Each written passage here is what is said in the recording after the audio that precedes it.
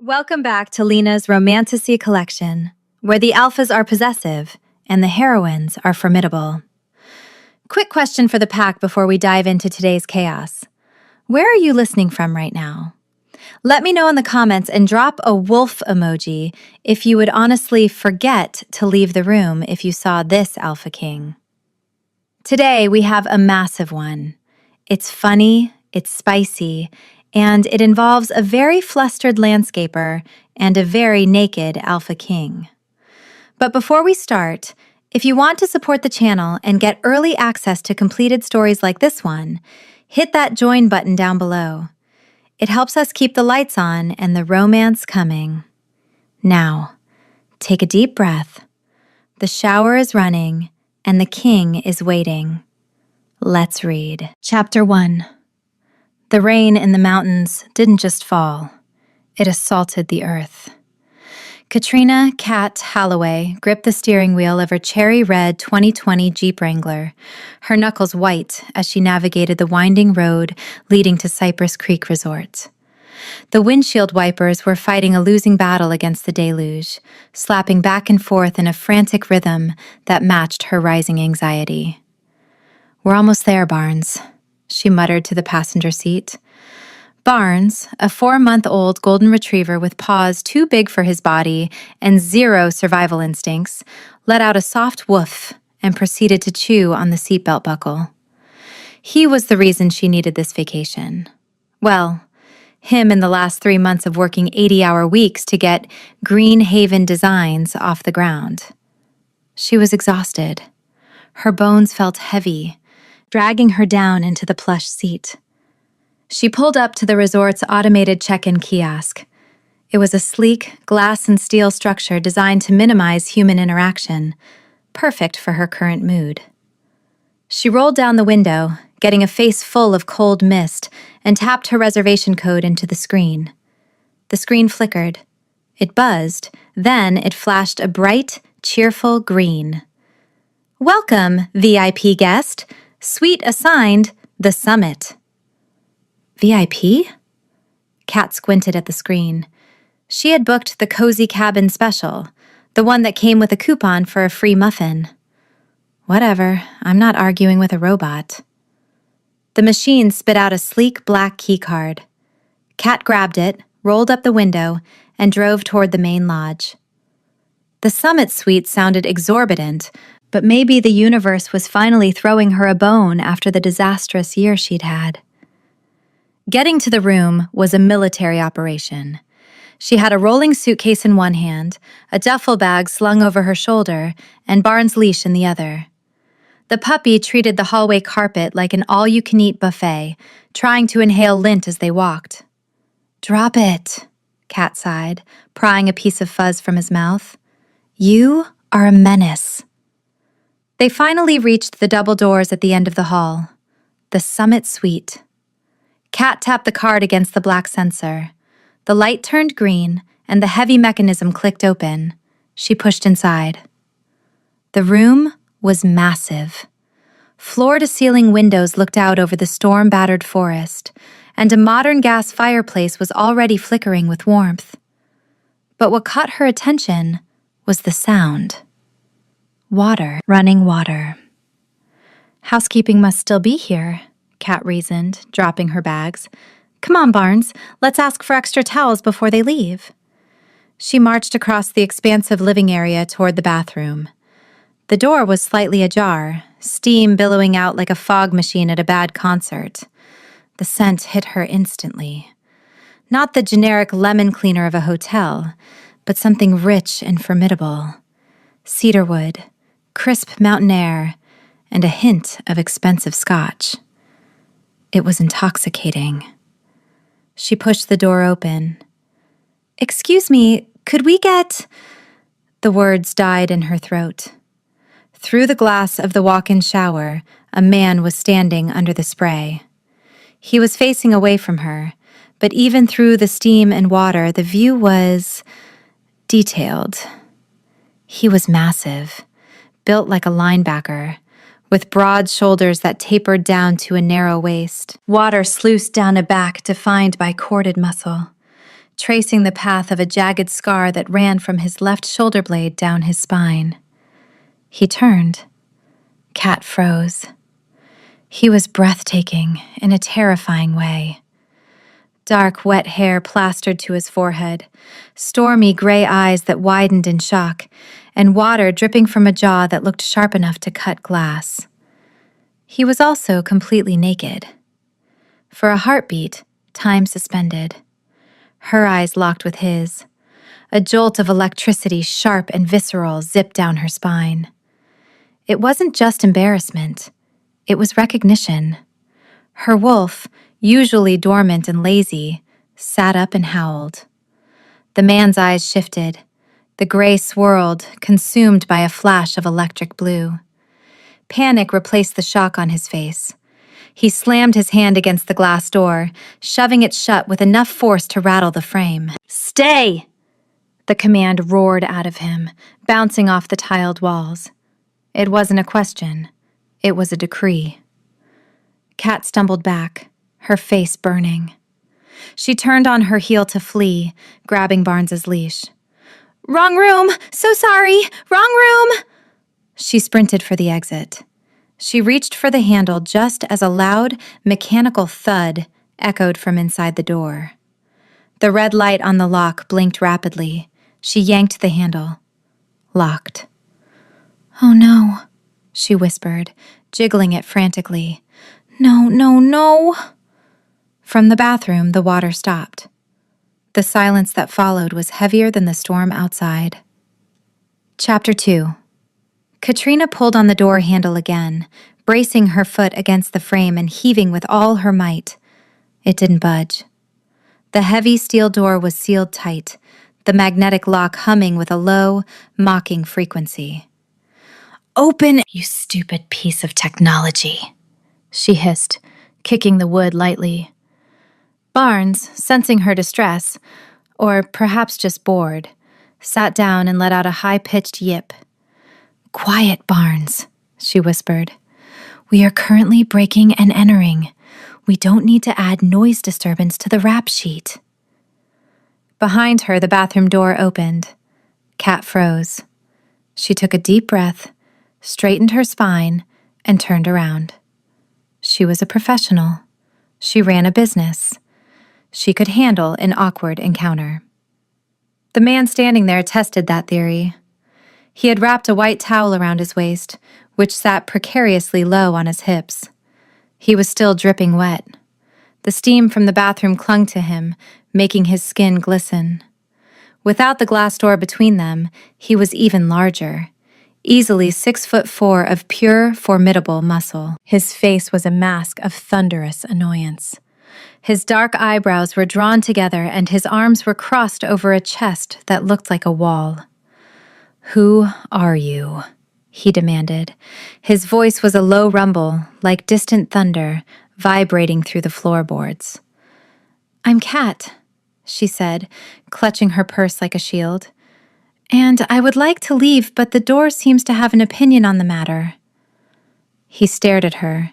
His gaze was intense, scrutinizing her face, her messy bun, the pencil stuck through it. "How did you get in here? This is a private suite. The security protocols are absolute." "Apparently not," Cat countered, her initial embarrassment fading into defensiveness. She held up her black key card. "The kiosk outside gave me this. It said Summit Suite. I assumed I got an upgrade, not a front row seat to a peep show." His eyes narrowed. "You walked in on me." "You didn't lock the door."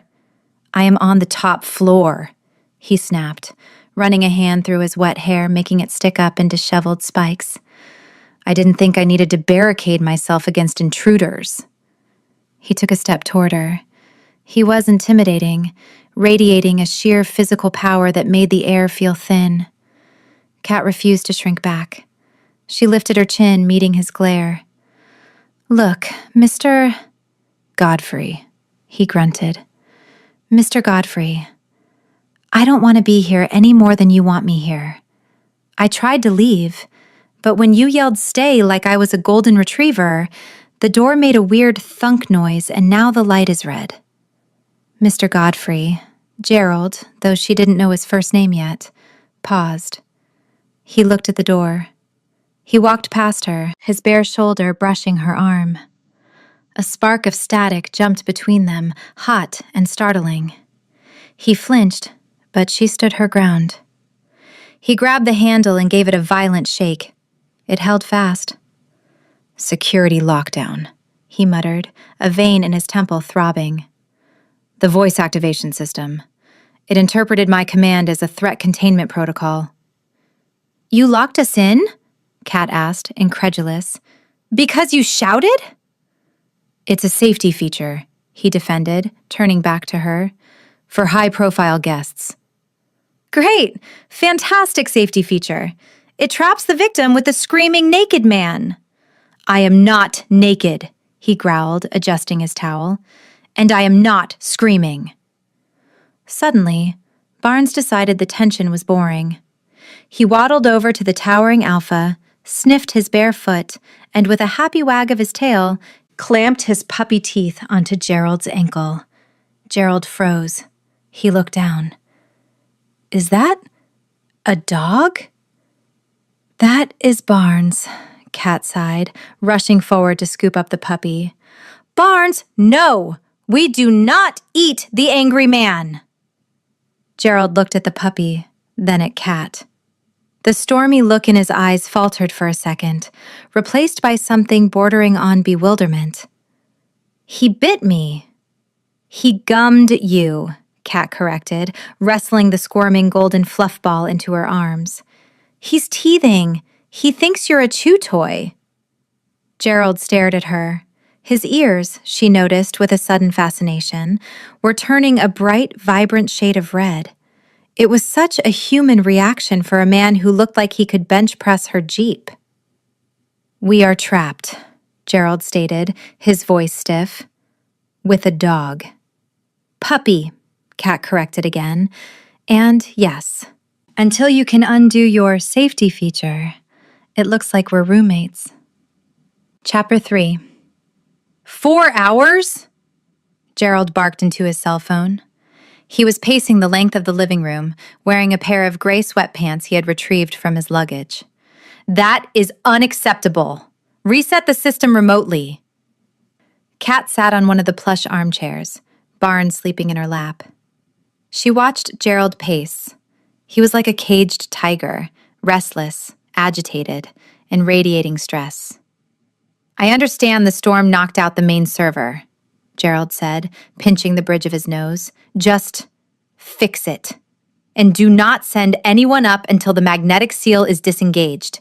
I don't want a team drilling through the door." He hung up and tossed the phone onto the sofa. He let out a long, ragged sigh and ran his hands over his face. 4 hours, he muttered to the ceiling. "I have a conference call in Tokyo in 2 hours. I have reports to review." "You're going to give yourself an ulcer," Kat said softly. Gerald whipped around, looking at her as if surprised she was still there. "Excuse me?" "You," Kat pointed a finger at him. "You're vibrating. Literally. I can feel the anxiety rolling off you from here. It smells like burnt toast." "I do not smell like burnt toast," Gerald said, offended. "I smell like cedar." "Under the cedar," Kat clarified. "It's stress." She stood up, gently placing the sleeping puppy on the cushion. "Sit down. I'm making tea." "I don't drink tea. I drink coffee. Black." "The coffee machine looks complicated, and I don't have the patience for it," Kat said, walking over to the kitchenette. "And you don't need caffeine. You need to decompress before you pop a blood vessel." She pulled a small battered tin from her bag. It was her own blend: chamomile, lemon balm, and a hint of valerian root. She found the kettle and filled it. Gerald didn't sit. He stood by the window, watching the rain lash against the glass. He stood with his back to her, and Kat's eyes were drawn to the scar she had seen earlier. It was jagged and old, a testament to a violent past. It peeked out from the collar of his t-shirt. Did it hurt? She asked before she could stop herself. Gerald stiffened. He touched his collarbone instinctively. What? The scar, Kat said, pouring the boiling water. On your shoulder. It looks formidable. Gerald turned slowly. He looked at her, really looked at her, for the first time since the bathroom. The aggression had faded from his posture, replaced by a guarded wariness. It was a long time ago, he said quietly. A border skirmish. I'm sorry, Kat said. She walked over to him, holding out a steaming mug. Here, drink. Gerald hesitated. He looked at the mug, then at her face. He took it. His large fingers brushed against hers. His skin was calloused and warm. He took a sip. He paused, blinking. It's not terrible. High praise, Kat smiled. Her eyes crinkled at the corners. Gerald stared at her smile. He felt that strange paralysis grip his throat again, the same shyness that hit him when he realized he was naked. Up close, her scent was overwhelming. Wildflower honey and sage. It was warm, earthy, and sweet without being cloying. It wrapped around his senses, settling the wolf inside him that had been pacing for years. Your eyes, Gerald blurted out. Kat blinked. What about them? They are... Gerald stopped. He felt the heat rushing up his neck again. Hazel. Gold flecks. Like autumn light. He couldn't say that. It sounded ridiculous. They are very observant, he finished lamely, taking a large gulp of scalding tea to hide his face. Kat laughed. It was a soft, throaty sound that did something complicated to his insides. Observant, she repeated. I'll take it. Better than nosy, which is what my Uncle Beau calls me. She walked back to the chair and sat down, curling her legs under her. So, Mr. Godfrey, since we have 4 hours to kill, tell me, why is a man who smells like expensive scotch and stress hiding out in the mountains alone? Chapter 4. Outside, the storm had intensified, turning the world beyond the glass into a gray blur. Inside, the only light came from the gas fireplace. Kat had flipped the switch on the wall 20 minutes ago, and the uniform row of flames cast a warm, steady glow across the room. Gerald sat on the sofa, nursing his second cup of tea. He looked less like a corporate titan now, and more like a man who had just survived a shipwreck. It's not just the business, Gerald said, his voice low.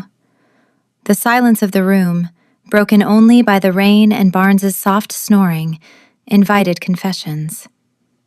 It's the expectation. Every decision I make affects thousands of people. If I slip, if I show weakness... He trailed off, staring at the controlled flames. It's like carrying a boulder, Kat supplied softly. Right on your shoulders. You can't put it down because if you do, it rolls back and crushes everyone behind you.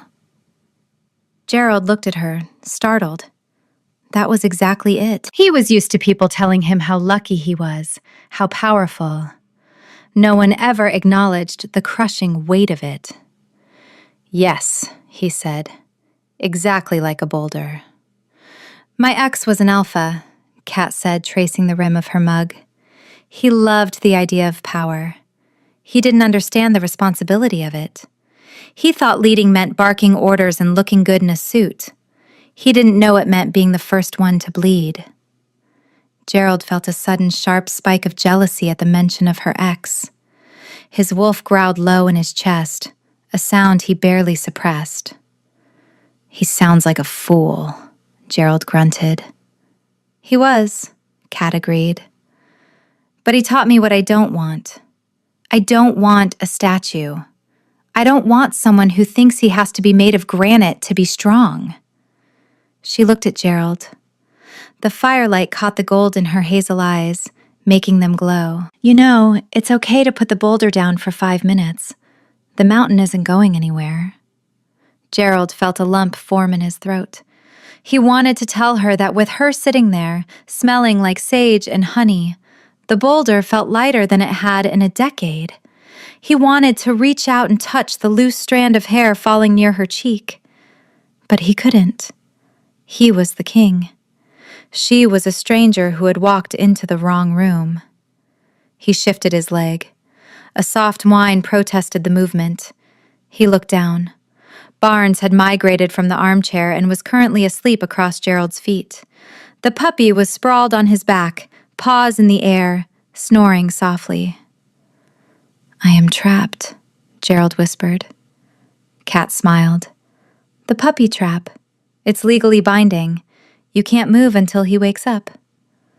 "My foot is asleep," Gerald complained, though he didn't make a single move to dislodge the dog. "Suffer in silence," Kat teased. "He's comfortable." Gerald looked at the puppy, then back at Kat. "You said you were lonely." Kat's smile faltered slightly. "Did I?" "Earlier, when you talked about your business. You said you work 80 hours a week because it's quiet at home." Kat looked down at her hands. "Yeah, well, it's hard to find someone who fits, isn't it? Someone who doesn't want you to be smaller so they can feel bigger." "You should not be smaller," Gerald said intensely. The words tumbled out before he could check them. You take up exactly the right amount of space." Kat looked up, her breath hitching. The air between them suddenly felt charged, thick with unspoken things. Gerald leaned forward slightly. The shyness was still there, turning his ears pink, but the pull of the mate bond was stronger. He wanted to know her. He wanted to keep her. "Kat," he started, his voice rough. Click! Hiss! The magnetic lock on the front door disengaged with a loud pneumatic sound. The red light turned green. The moment shattered. The boulder crashed back down. Gerald flinched, pulling back. The vulnerability vanished from his face, replaced instantly by the stoic mask of the Alpha King. He stood up, dislodging a confused Barnes. "Maintenance," he said, his voice cold and professional. They fixed the door. Chapter 5. The sound of the magnetic lock disengaging was louder than thunder. It was the sound of reality crashing back into the room, shattering the fragile, quiet world they had built over cups of herbal tea. Gerald moved first. The transformation was instantaneous and terrifying to witness. One moment, he was a man with messy hair and bare feet, vulnerable enough to admit he was lonely. The next, his spine straightened, his jaw set into a line of granite-hard resolve, and the warmth drained from his eyes, leaving them the color of a winter storm. The door swung open. 2 men in black tactical gear burst in, weapons drawn but pointed low. A woman in a resort blazer followed, looking breathless and terrified. "Alpha!" the lead security officer barked, scanning the room. "The system confirmed a lockdown. Are you secure?" Gerald didn't look at Kat. He looked at the guards. "I am secure. It was a malfunction." "We detected a second heat signature," the guard said, his eyes landing on Kat, who was still curled in the armchair, clutching her empty mug. Barnes, startled by the noise, woke up and let out a ferocious, high-pitched yap at the intruders. "A guest," Gerald said. His voice was devoid of the husky timbre it had held minutes ago. It was cold, clipped, and imperious. "There was a booking error. The system locked us both in." The resort manager stepped forward, wringing her hands. "Mr. Godfrey, I am so incredibly sorry. We will comp your stay, of course, and—" "Clear the room," Gerald commanded. He finally turned to Kat. Kat stood up, her heart hammering a painful rhythm against her ribs.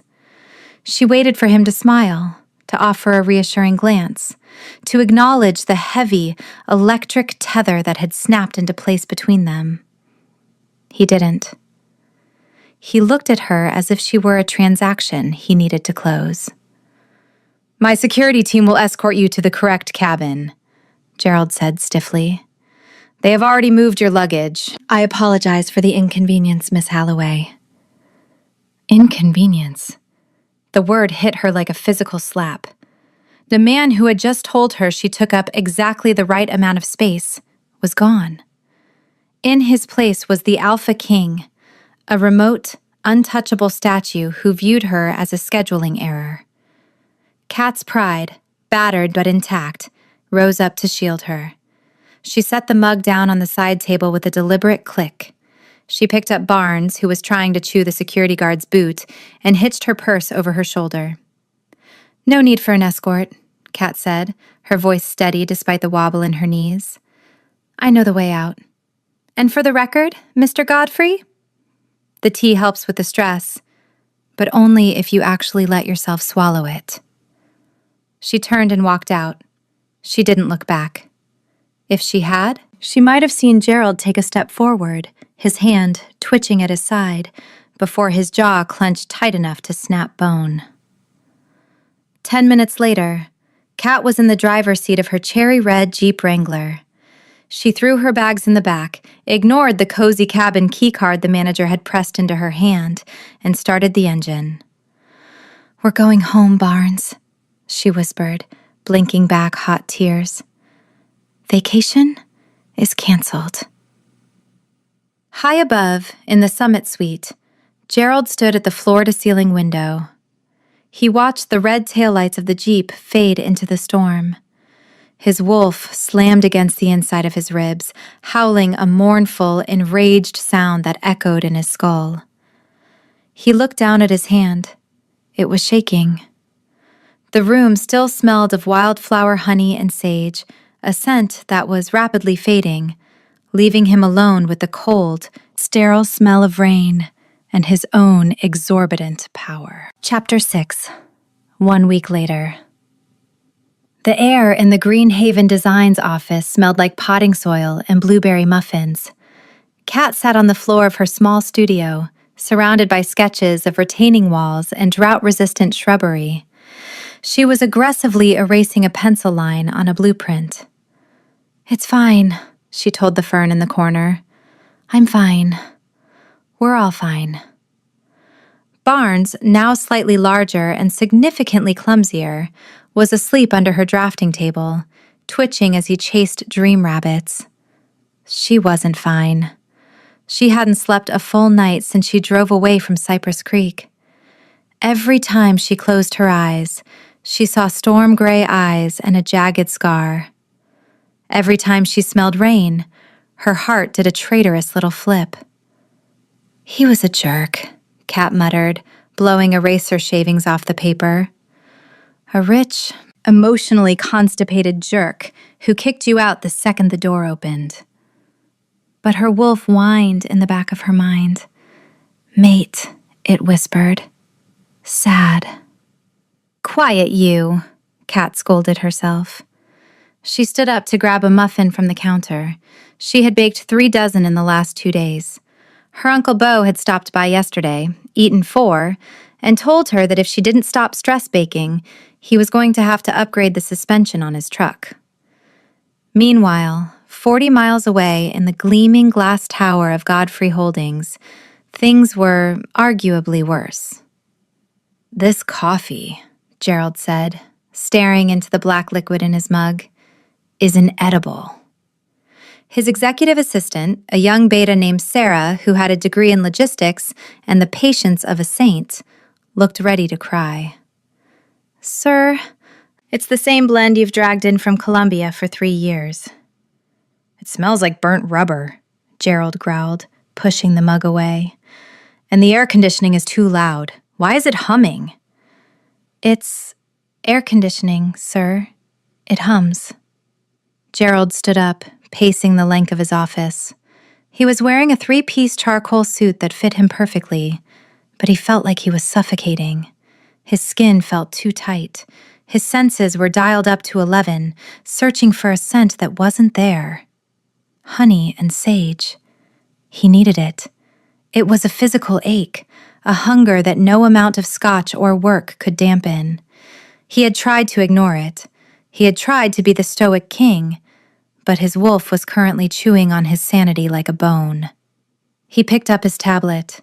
He had been staring at the same website for 3 days. Greenhaven Designs. Katrina Holloway, lead architect. He scrutinized her portfolio again. Photos of lush gardens, stone pathways, and vibrant flower beds. She was talented, formidable even. He didn't need a new garden. The Iron Citadel's grounds were perfectly functional, maintained by a team of 20. But he needed her. "Sarah," Gerald said, his voice dropping to a rough rumble. "Yes, Alpha?" "Get the car, and find out the cancellation fee for the current landscaping contract at the Citadel." Sarah blinked. "Sir? We just renewed the contract with Greenscape last month. It would be exorbitant to break it." "I don't care about the cost," Gerald said, grabbing his jacket. "Just do it. I have a meeting to attend." "A meeting? With whom?" Gerald didn't answer. He was already walking out the door, his destination set. He wasn't going to send a runner. He wasn't going to send an email. He was going to fix the mistake he made in the mountains, even if he had to buy every flower in the state to do it. Chapter 7. The bell above the door of Greenhaven Designs chimed. Kat didn't look up from her tablet. She was currently arguing with a supplier about the price of limestone. "If you can't deliver by Tuesday, I'm canceling the order," she said into her headset. "Yes, I know it's raining. Rocks are waterproof. Goodbye." She pulled the headset off and sighed. "Can I help you?" she asked, turning around. The words died on her lips. Gerald Godfrey stood in the center of her small, cluttered reception area. He looked absurdly large for the space, like a panther squeezed into a shoebox. His charcoal suit was impeccable, his hair was tamed, and he looked absolutely terrified. Kat stood up slowly. Her heart hammered a frantic rhythm against her ribs. "You," she said. "Ms. Holloway," Gerald said. His voice was stiff, formal. He held his hands clasped behind his back. "Mr. Godfrey," Kat replied, crossing her arms over her denim overalls. "To what do I owe the pleasure? Did I accidentally book a room in your office building this time?" Gerald flinched slightly. His ears turned a faint shade of pink. "I am here on business," he stated. "I have a project, a renovation of the royal gardens at the Iron Citadel." Kat raised an eyebrow. "You have a royal landscaping team. I've seen their trucks. They're very efficient." "They are boring," Gerald said quickly. "The gardens are sterile. They lack life. I reviewed your portfolio. Your work is lively." "Lively," Kat repeated. "Yes. I want to hire you to redesign the entire East Wing. Name your price." Kat stared at him. This was the opportunity of a lifetime. The Iron Citadel contract would put her firm on the map instantly. It was lucrative beyond belief. But then she remembered the cold look in his eyes when the door opened. She remembered how easily he had dismissed her. "No," Kat said. Gerald blinked. "Excuse me?" "No, thank you," Kat clarified. "I don't think we'd be a good fit. I prefer clients who view me as a person, not an inconvenience." Gerald looked stricken. He took a step forward, his composure cracking. "Katrina," he said, his voice dropping the formality. "About the resort, I panicked." "You're the Alpha King," Kat said, leaning against her desk. "You don't panic. You command." "I do panic," Gerald admitted, running a hand through his perfect hair, messing it up. "I locked you out because I didn't know how to... I couldn't be Gerald in front of them. I had to be the king. And the king is not allowed to be found in a locked room with a woman he just met. He looked at her, his gray eyes pleading. It was rude. I am socially disastrous. I apologize. Before Kat could respond, a golden blur shot out from under the drafting table. Barnes, hearing the familiar rumble of Gerald's voice, scrambled across the hardwood floor, paws sliding. He slammed into Gerald's legs, barking happily. Gerald looked down. A small smile, genuine and crooked, touched his lips. He crouched down, ignoring his expensive suit trousers, and scratched Barnes behind the ears. "Hello, Menace," Gerald murmured. Barnes licked his chin. Kat watched them. The anger in her chest deflated like a punctured balloon. He was trying. In his awkward, stiff, emotionally stunted way, he was trying. "Double my usual rate," Kat said suddenly. Gerald looked up, his hand stilled on the puppy's head. "Done. And I have full creative control, no micromanaging." "Agreed." "And," Kat pointed a finger at him, "if you ever dismiss me like I'm staff again, I will plant poison ivy in your private courtyard." Gerald stood up. The ghost of a smile lingered in his eyes. "That sounds like a fair negotiation," he said. "When can you start?" "Tomorrow," Kat said, reaching out to shake his hand. When their skin touched, the static snapped between them again, warm and promising. Gerald didn't pull away this time. He held her hand for a second longer than necessary, his thumb brushing her knuckles. Chapter 8. The Iron Citadel was less of a castle and more of a fortress carved into the side of the mountain.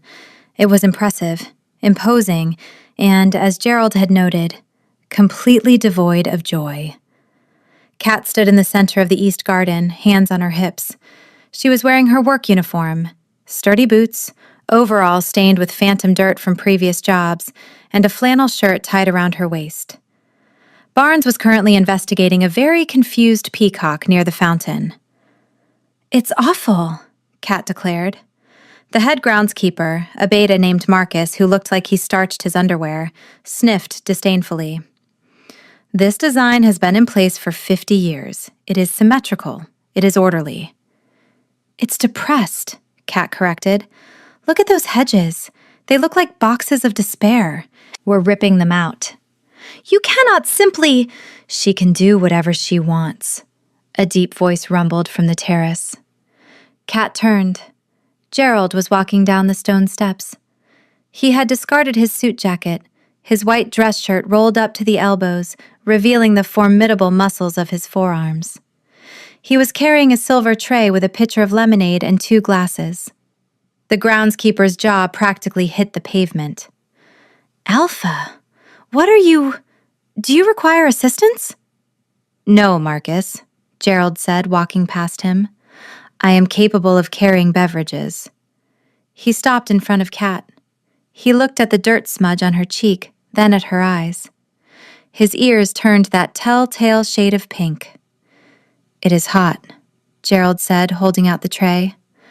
"I thought you might be thirsty." Kat looked at the lemonade, then at the king of the Iron Ridge pack, acting like a waiter. A laugh bubbled up in her throat. "Did you make this?" she asked, taking a glass. "I instructed the kitchen staff," Gerald admitted, looking at his shoes. "But I poured it." "Thank you, Gerald," she said softly. She took a sip. It was tart and cold. "Is it acceptable?" he asked, looking anxious. "It's perfect." She smiled at him. It was a real smile, one that crinkled her eyes and made them flash gold. Gerald froze. He stared at her mouth, then her eyes. His brain seemed to short-circuit. He opened his mouth to speak, but nothing came out. He just stood there, holding the silver tray, blushing furiously. Marcus, the groundskeeper, looked between them. his eyes widening as he realized exactly what was happening. The terrifying Alpha King wasn't checking on the project. He was checking on the girl. "So," Kat said, breaking the silence before Gerald spontaneously combusted, "I'm thinking wisteria for the trellis. Purple. It smells like magic. What do you think?" Gerald cleared his throat, forcing himself to function. "Wisteria," he repeated, the word sounding heavy and strange in his deep voice. "Yes, whatever you want, Kat. Just make it alive." "I will," she promised. Barnes, bored with the peacock, bounded over and shook himself dry after stepping in the fountain, spraying water all over Gerald's pristine trousers. Gerald didn't growl. He didn't yell. He just looked down at the wet dog and sighed. "I should have worn the waterproof boots," he muttered. Kat laughed, and for the first time in years, the stone walls of the Iron Citadel didn't feel quite so cold. Chapter 9. The sound coming from Kat's cherry-red Jeep Wrangler was not healthy. It sounded less like an engine and more like a coffee can full of marbles being shaken by an angry toddler. "It's just a rattle," Kat insisted, leaning against the hood of the vehicle parked in the massive circular driveway of the Iron Citadel. "It's a death rattle," Uncle Bo corrected, wiping grease from his hands onto a rag that had seen better decades. Bo Holloway was a man built like a vending machine, square, solid, and dispensing snacks, usually beef jerky, at random intervals. He wore a mechanic's jumpsuit that was permanently stained with oil and a baseball cap pulled low over eyes that had seen too many pack wars. He had arrived 20 minutes ago in his tow truck, ostensibly to check on his niece, but mostly to sniff out the territory. "Pop the hood," Bo commanded. "If you blew a gasket hauling rocks up this mountain, I'm taking your keys." Kat popped the hood. "I haven't hauled rocks. I have a team for that now. I'm the lead architect, remember?" "You're a Holloway," Bo grunted, leaning into the engine block. "We haul things. It's genetic." While Bo tinkered, muttering curses at modern fuel injection systems, the massive oak front doors of the Citadel opened. Gerald stepped out. He had abandoned the waiter look from yesterday and was back in full Alpha King regalia, a tailored black suit that cost more than Kat's entire college tuition, a crisp white shirt, and a tie knotted with mathematical precision. He stopped at the top of the stairs, his stormy gray eyes locking onto the scene. The battered tow truck, the red Jeep with its hood up, and the large man currently halfway inside the engine bay. Gerald descended the stairs, his movement fluid and predatory. Kat felt her pulse spike, a traitorous reaction she was trying desperately to control. "Is there a problem with the vehicle?" Gerald asked, his voice a low rumble that vibrated in Kat's chest. Bo didn't pull his head out. "Yeah, it's got a loose heat shield. Probably rattled loose from these cobblestones. Who puts cobblestones on a mountain road? It's decorative, not functional." Gerald stiffened. He wasn't used to being ignored, let alone criticized for his driveway paving choices. "The cobblestones are historic," he stated stiffly. Bo finally pulled his head out of the engine. He straightened up, wiping his hands. He looked at Gerald. He didn't bow. He didn't bare his neck. He just looked him up and down with the calm, scrutinizing gaze of a retired beta who had seen alphas come and go. "Historic," Bo repeated flatly. "That's code for expensive to fix. You must be the king." "I am Alpha Godfrey," Gerald said, extending a hand. "You must be the uncle." Bo took the hand. His grip was firm, calloused, and unyielding. Gerald's grip was equally strong.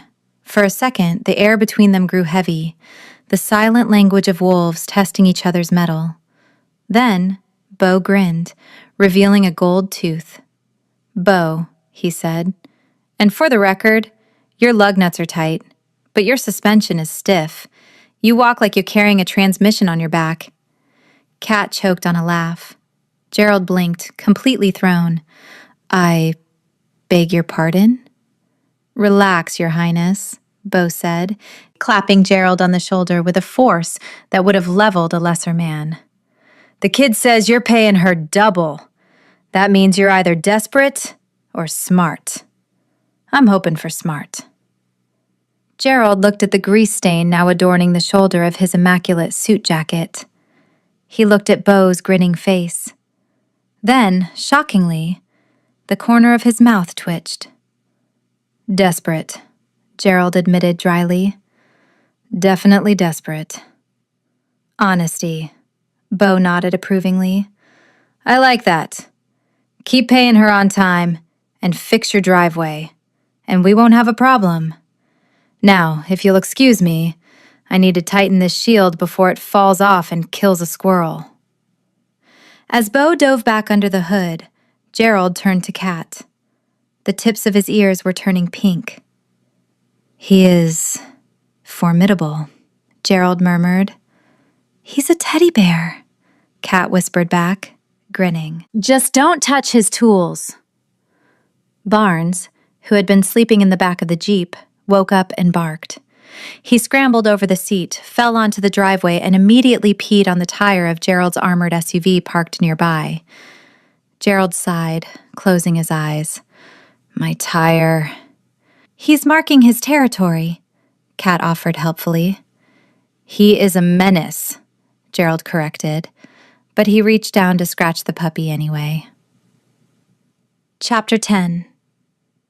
I made a reservation at Le Chateau, Gerald said as they walked toward his SUV that evening.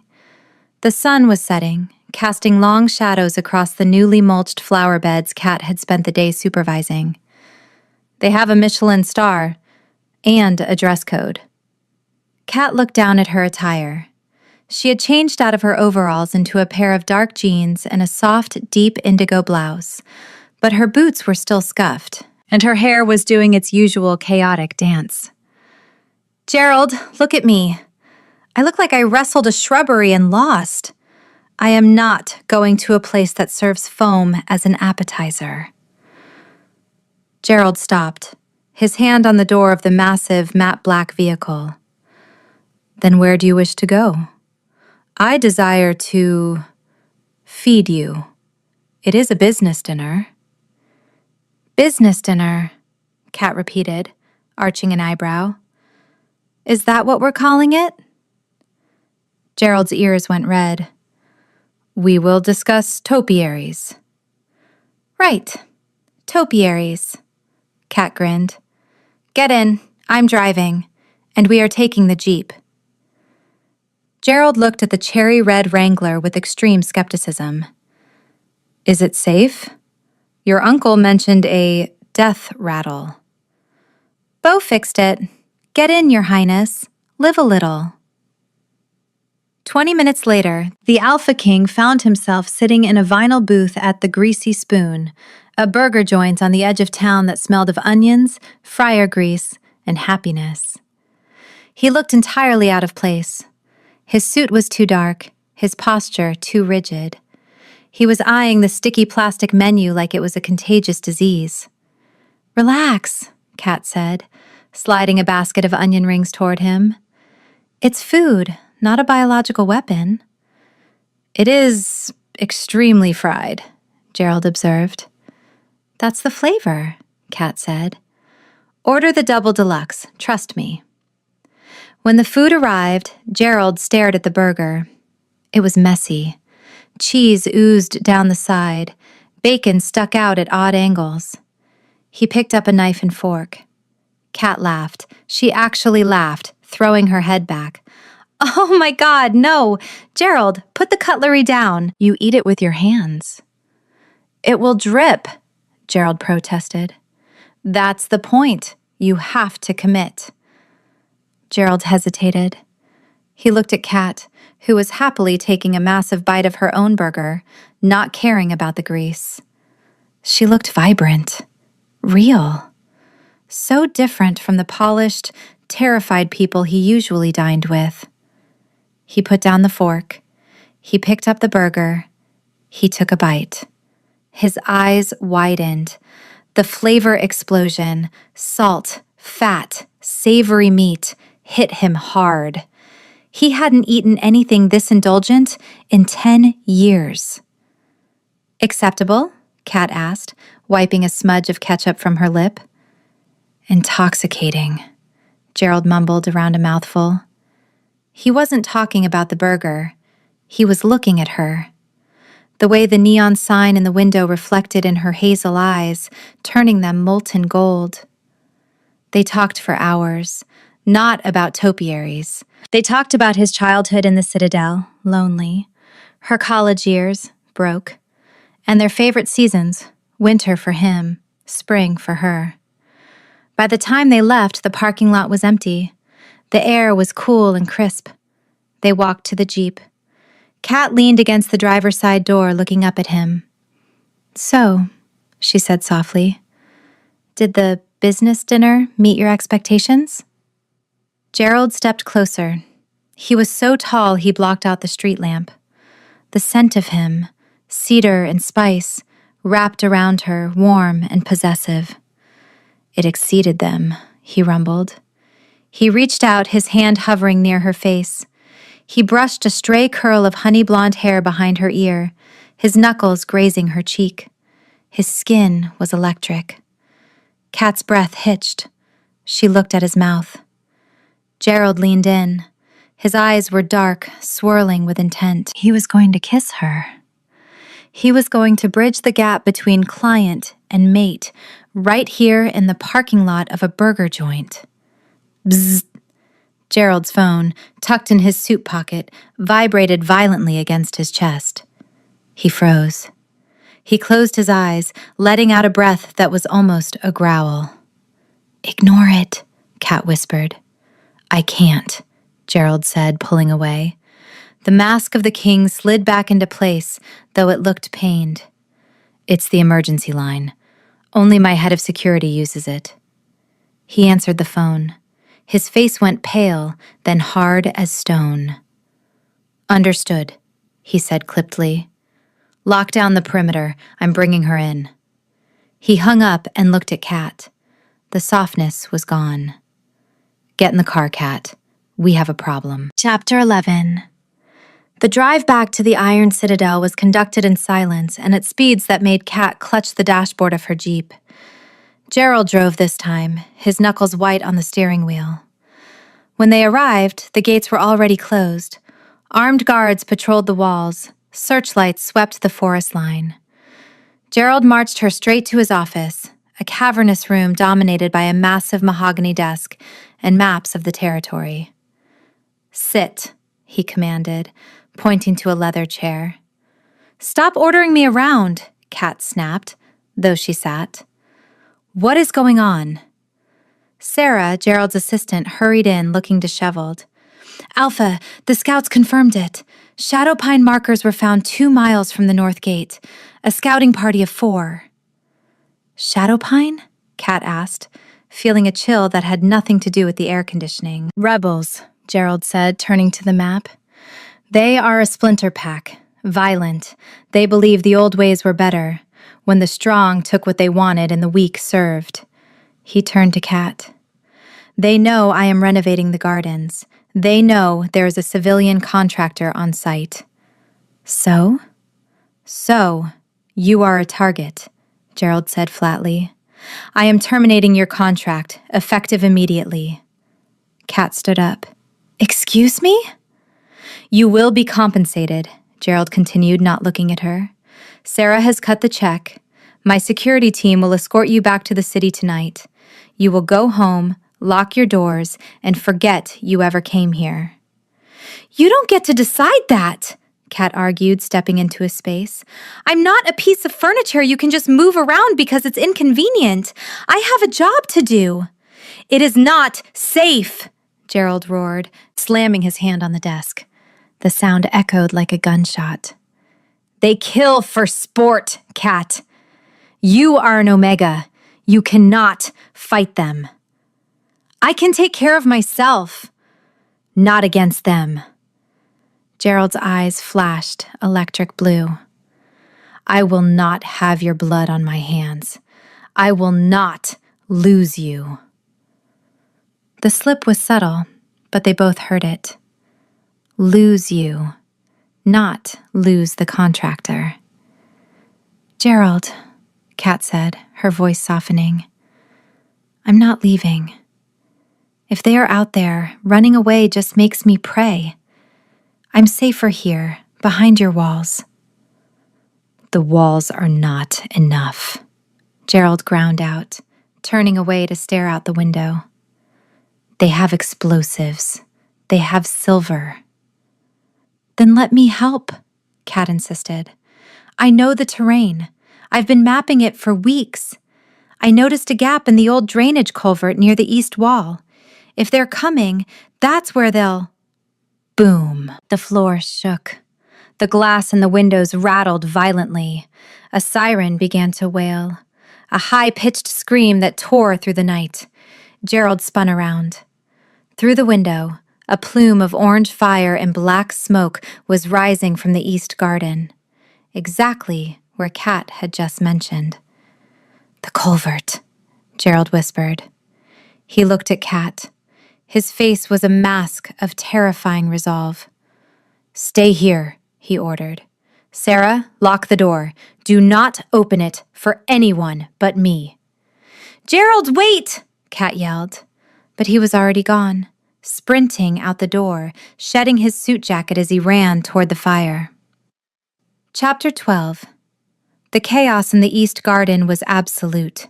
The explosion had shattered the stone fountain and set the dry box hedges ablaze.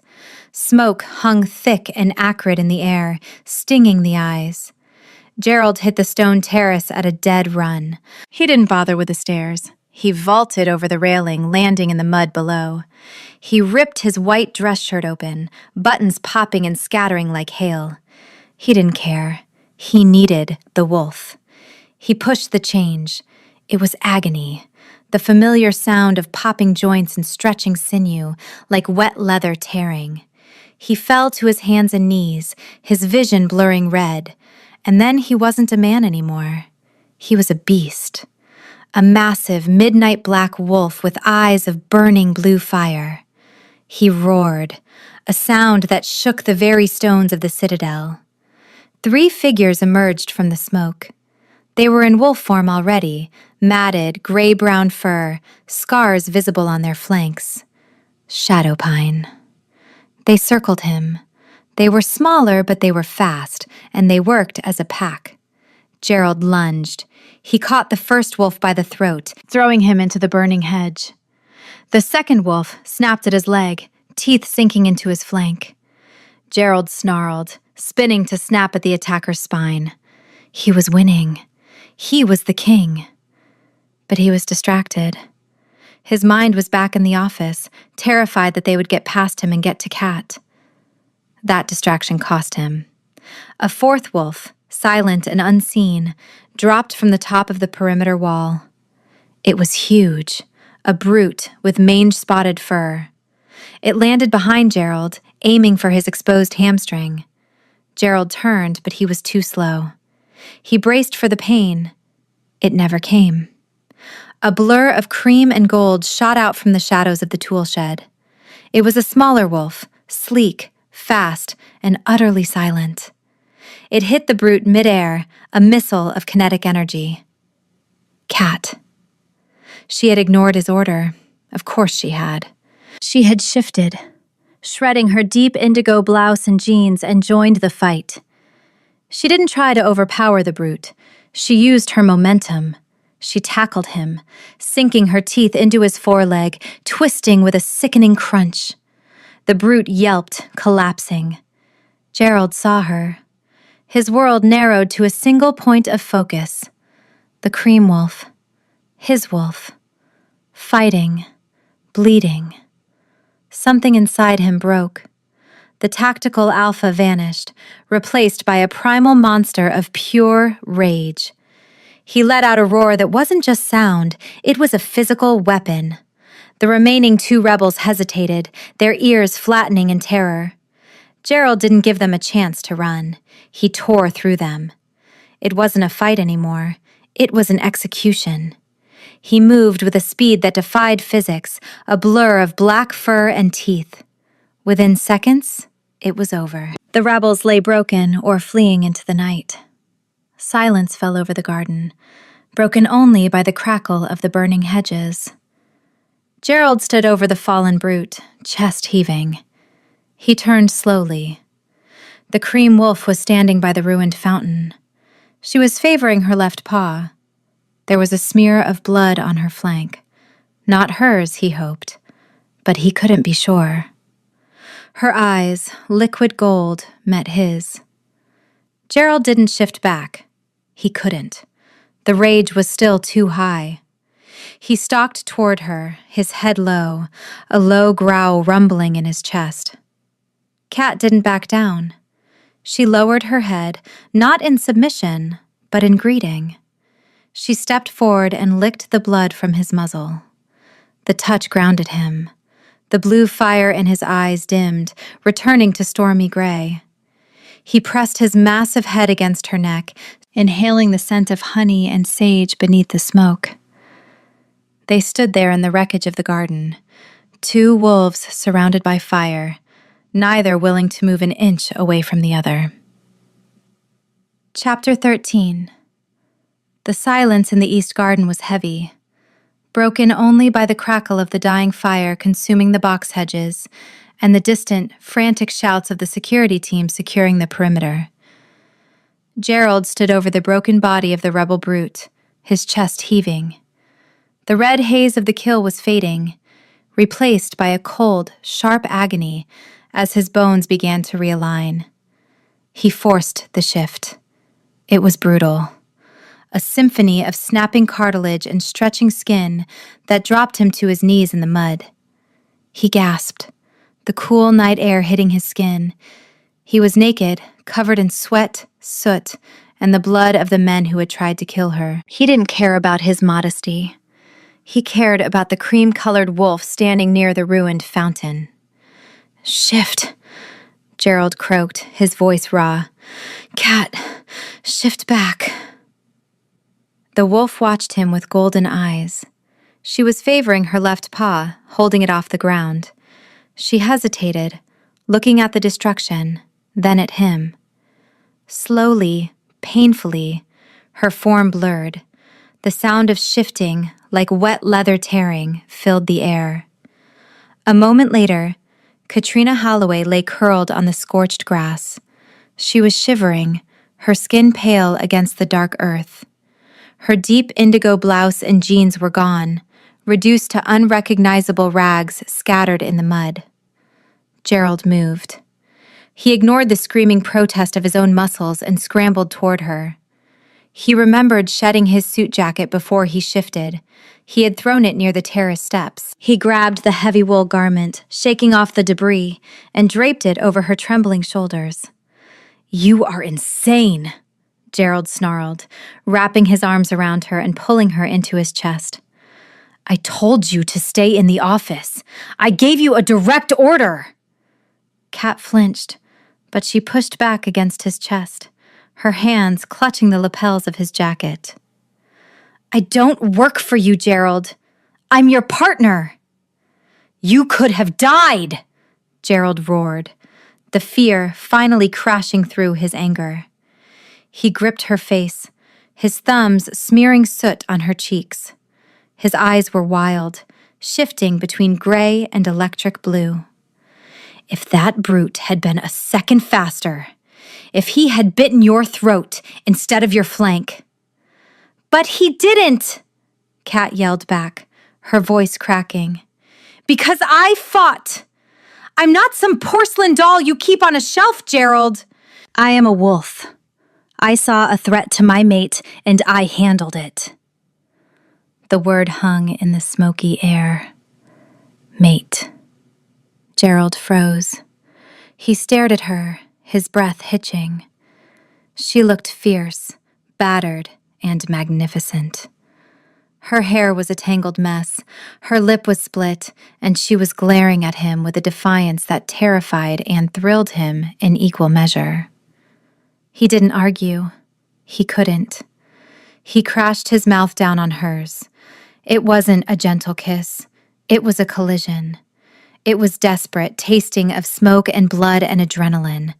Gerald kissed her like he was trying to breathe her into his lungs, his hands tangling in her hair, anchoring her to him.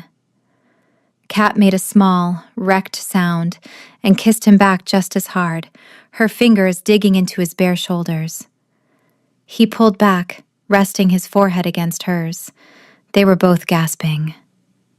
"You are mine," he whispered, a possessive rumble that vibrated through her bones. "And if you ever scare me like that again, I will lock you in the tower for a century."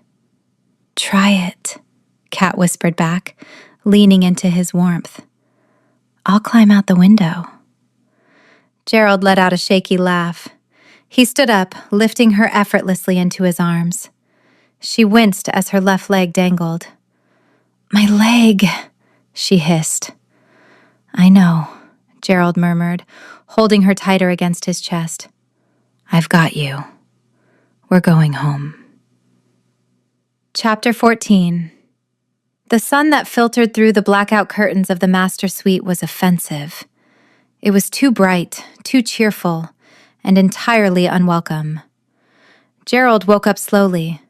For a moment, he panicked, his hand shooting out to the empty space beside him. Then, he remembered. He rolled over. Kat was there. She was asleep, curled on her side, wearing one of his spare t-shirts that looked like a dress on her. Her injured leg was propped up on a pillow, wrapped neatly in gauze. Gerald lay still, just watching her breathe. The knot of anxiety that had lived in his chest for 10 years, the boulder, was gone. In its place was a quiet, steady warmth. He reached out, his finger hovering over the bruise blooming on her cheekbone. He hated that it was there. He hated that he hadn't been fast enough to stop the fight before it started. Kat stirred.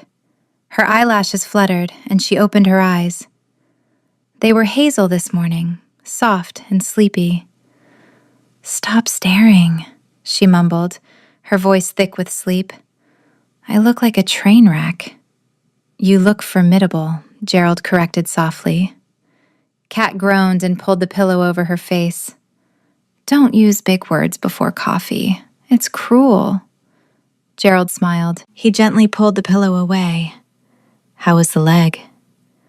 "Throbbing," she admitted, shifting carefully. "But it's healing. The salve Uncle Beau swears by actually works, even if it smells like old tires." "I had Sarah retrieve the dog," Gerald said, sitting up. The sheet fell to his waist, revealing the fresh scratches on his chest, not from the fight, but from Kat's frantic grip during the kiss. "He is in the kitchen with the chef. I believe he is currently eating a sausage link." "Barnes!" Kat shot up, then winced, clutching her ribs. "Gerald, you can't let him eat human food. He has a sensitive stomach." "He seemed quite content," Gerald said, unbothered. "He bit the chef's shoe. The chef was charmed." He turned to look at her, his expression turning serious. He took her hand, interlacing their fingers. "Kat, about last night." "You don't have to say it," Kat said, looking down at their joined hands. "It was the heat of the moment, adrenaline. You don't owe me anything." Gerald stiffened. "Is that what you think? That I kissed you because of adrenaline?" "I think you're the Alpha King," Kat said quietly, "and I'm the landscaping contractor who ruined your suit. We're not exactly a match made in heaven." "No," Gerald agreed. "We are made in the fire." He squeezed her hand. "I was terrified. When I saw you shift, I have never felt fear like that. I realized that if I lost you, the crown, the citadel, the title, none of it would matter." He brought her knuckles to his lips. "I am not going to let you go, Katrina. I intend to court you, properly, not as a king acquiring an asset, but as a man asking for a partner." Kat looked at him, her eyes wide. "Properly?" "Yes," Gerald said firmly. "Flowers, dates, Whatever it is people do in those romantic comedies you forced me to watch, I will be romantic. Kat bit her lip to hide a smile. Gerald, you don't have to. I want to, he interrupted. Now stay here. I will fetch the coffee and the dog before he eats the rest of the kitchen. Chapter 15. 3 days later, Kat was back at the Iron Citadel. Her limp was barely a hitch in her step now. Wolf healing was a miracle, but her patience was being tested. She stood in the center of the newly cleared East Garden, staring at the delivery truck that had just backed over a curb. Sign here, lady, the driver said, chewing on a toothpick. What is this? Kat asked, looking at the manifest. 500 long-stemmed red roses, the driver said. From GG, instruction says, place them everywhere. Everywhere? Everywhere. Kat watched in horror as 3 men began unloading buckets of roses. They placed them on the retaining wall. They lined the stone path. They stuck them in the empty dirt patches where the box hedges used to be. It looked less like a romantic gesture and more like a mafia funeral. He is trying, Sarah, Gerald's assistant, said from behind her. Sarah looked exhausted but amused. He spent 2 hours debating the shade of red. He wanted blood of my enemies red, but the florist suggested passion crimson. It's a lot, Kat said, picking up a rose. It was beautiful, but excessive. Where is he? In a meeting, but he sent a gift. Sarah handed Kat a long velvet-wrapped box. It looked like it could contain a sword. Kat unwrapped it. It was a shovel, but not just any shovel. It was gold-plated. The handle was mahogany, inlaid with mother-of-pearl. It weighed about 20 pounds and looked too slippery to actually hold. Is this? Kat squinted at the engraving on the blade. To dig our future. Oh my God, Kat whispered, covering her face. He's a dork. He's a massive, wealthy, terrifying dork. Suddenly, a golden blur shot past her. Barnes. The puppy, seeing the shiny new stick, latched onto the mahogany handle of the golden shovel. He dragged it through the dirt, the gold plating scratching instantly against a rock. Barnes, no! Sarah shrieked. That cost $4,000! Kat just laughed. She leaned against the truck, watching her puppy destroy the exorbitant gift. Leave him, Kat said, wiping tears of mirth from her eyes. It adds character. She marched up the stairs to Gerald's office. She didn't knock. She pushed the heavy oak doors open. Gerald was in the middle of a video conference with the council. He looked up, startled. Kat? Pause the meeting, Kat said. Gerald didn't hesitate. He hit mute and camera off instantly. Is something wrong? Did the roses not arrive? Did the shovel break? The roses are excessive, Kat said, walking up to his desk. And the shovel is currently being eaten by my dog. Gerald's face fell. I read that gold was a symbol of permanence. Kat walked around the desk. She stood between his knees, resting her hands on his shoulders. He looked up at her, his gray eyes vulnerable and uncertain. Gerald, she said softly, I don't need gold shovels.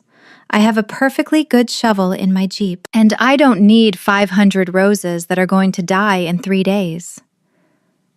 Then what do you want? Gerald asked, his hands settling tentatively on her waist. I have resources. I can buy you. Stop buying, she commanded gently. I just want you. I want the guy who drank herbal tea with me in a locked room. She leaned down and kissed his forehead. And I want coffee. From the break room. The bad stuff. Brought to me by you. Gerald blinked. You want bad coffee? I want to see the king fetch me a drink, she teased. It's good for your ego. A slow smile spread across Gerald's face. He pulled her closer, burying his face in her stomach. "As you wish," he mumbled against her flannel shirt. "But I'm still keeping the receipt for the shovel." Chapter 16. The peace of the last few days was fragile, and they both knew it. The Shadow Pine attack hadn't just been a raid. It was a probe, a test of defenses. Gerald stood by the window of his office, looking down at the garden where Kat was directing the planting of the wisteria. She looked small from this height, but he knew better. She was iron, wrapped in velvet. "The lunar ball is in 2 days, Alpha," Sarah said, placing a heavy cream envelope on his desk. "The RSVPs are finalized. Alpha Rook will be there." Gerald stiffened. Rook, the leader of Shadowpine. Because he was a recognized alpha of a splinter pack, he had a diplomatic right to attend the ball. It was a formality, a ceasefire zone, but it made Gerald's blood boil. "He will try to provoke me," Gerald said. "He will," Sarah agreed, "and the council will be watching. You need a partner, sir. Someone to stand with you." Gerald looked down at Kat again. Taking her to the lunar ball wasn't just a date. It was a declaration.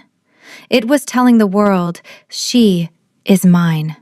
Touch her and die. It would put a target on her back. But after the garden attack, the target was already there. The only way to protect her was to claim her publicly, to put her under the full protection of the Iron Ridge Pack. He walked out of the office and down to the garden. Kat was covered in dirt, wrestling a root ball into a hole. "You have people for that," Gerald said, handing her a bottle of water. "They're digging the trench," Kat said, wiping her forehead with a muddy glove. "I like the planting part. It's grounding." "Kat," Gerald said, his voice serious, "I need to ask you something." She stopped, sensing the shift in his mood. She stood up, dusting off her knees. "What is it? Is it the rebels?" "No. Well, yes. It's the lunar ball." Kat froze. "The big political gala? The one where everyone wears silk and judges each other?" "Yes. I want you to come. With me." Kat looked down. "Gerald, I don't fit in there. My ex, he used to take me to these things. He'd make me wear dresses I couldn't breathe in and tell me not to speak unless spoken to. I was just an accessory." "I am not him," Gerald said fiercely. He stepped closer, ignoring the mud on her clothes, and took her hands. "I don't want an accessory. I want a partner. Rook will be there. The council will be there. I need you standing next to me, not behind me. I need them to see that I am not alone anymore." He squeezed her fingers. "But if you say no, I will go alone. I will never force you." Kat looked at him. She saw the fear in his eyes, not fear of the politics, but fear of her rejection. She saw the man who had bought her a ridiculous gold shovel because he didn't know how to say "I love you." She took a deep breath. She thought of her ex and how small he made her feel. Then she looked at Gerald, who made her feel like she could fight a wolf and win. "Okay," she said. "I'll go." Gerald exhaled, a sound of pure relief. "Thank you." "But," Kat warned, pointing a muddy finger at his chest, "I am picking my own dress, and if anyone talks down to me, I'm not staying silent." "I would expect nothing less," Gerald grinned, a sharp, dangerous expression. "In fact, I'm counting on it." Chapter 17. Kat sat on the floor of her small living room, surrounded by a sea of shimmering copper silk. Barnes was asleep on the sofa, his head resting dangerously close to a container of sewing pins, snoring with the rhythmic consistency of a small chainsaw. "Hold still," Kat muttered to the dress form she had dragged out of storage. She hated shopping, especially for formal wear. Her hips were curvy, her waist was narrow, and most store-bought gowns were designed for women who didn't spend their weekends hauling bags of mulch. So she did what she always did. She built it herself. She had found the fabric, a heavy, liquid silk in a deep burnished copper, at a vintage textile shop. It reminded her of autumn leaves and wet earth. She draped it, pinned it, and let the fabric dictate the shape. It was a one-shoulder design, structured but flowing, with a slit high enough to allow for movement, or shifting if necessary, though she prayed it wouldn't come to that. The doorbell rang. Barnes jolted awake, fell off the sofa with a thump, and barked at the door. "It's open!" Kat called out, her mouth full of pins.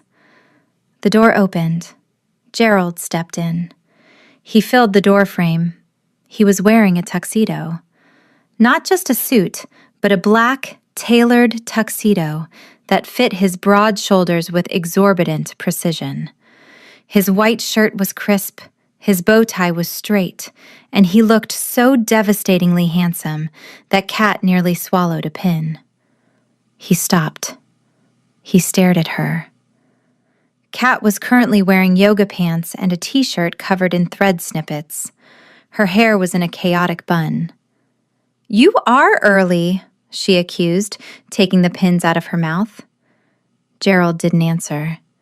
He was looking at the dress on the mannequin. Then he looked at Kat. His gray eyes went wide, and the tips of his ears turned a bright, vibrant crimson. "You made that?" he asked, his voice sounding a little strangled. "I'm an architect, Gerald. I understand structure. Do you like it?" Gerald cleared his throat. He tugged at his bow tie, looking suddenly very hot. "It is formidable. The color matches the flecks in your eyes." "Good answer," Kat smiled. "Give me 20 minutes. Sit. Don't touch the silk with your alpha hands. You probably have grease on them from the Jeep." "I washed my hands," Gerald protested, moving to sit on the armchair that Barnes wasn't occupying. "And I do not have grease. I have been scrubbing for an hour." 20 minutes later, Kat stepped out of her bedroom. The copper dress fit like a second skin. It hugged her curves without restricting them. She had left her hair down, cascading in honey blonde waves over one shoulder. She wore no jewelry except for a simple pair of gold studs. She walked into the living room. Gerald stood up. He knocked over the side table.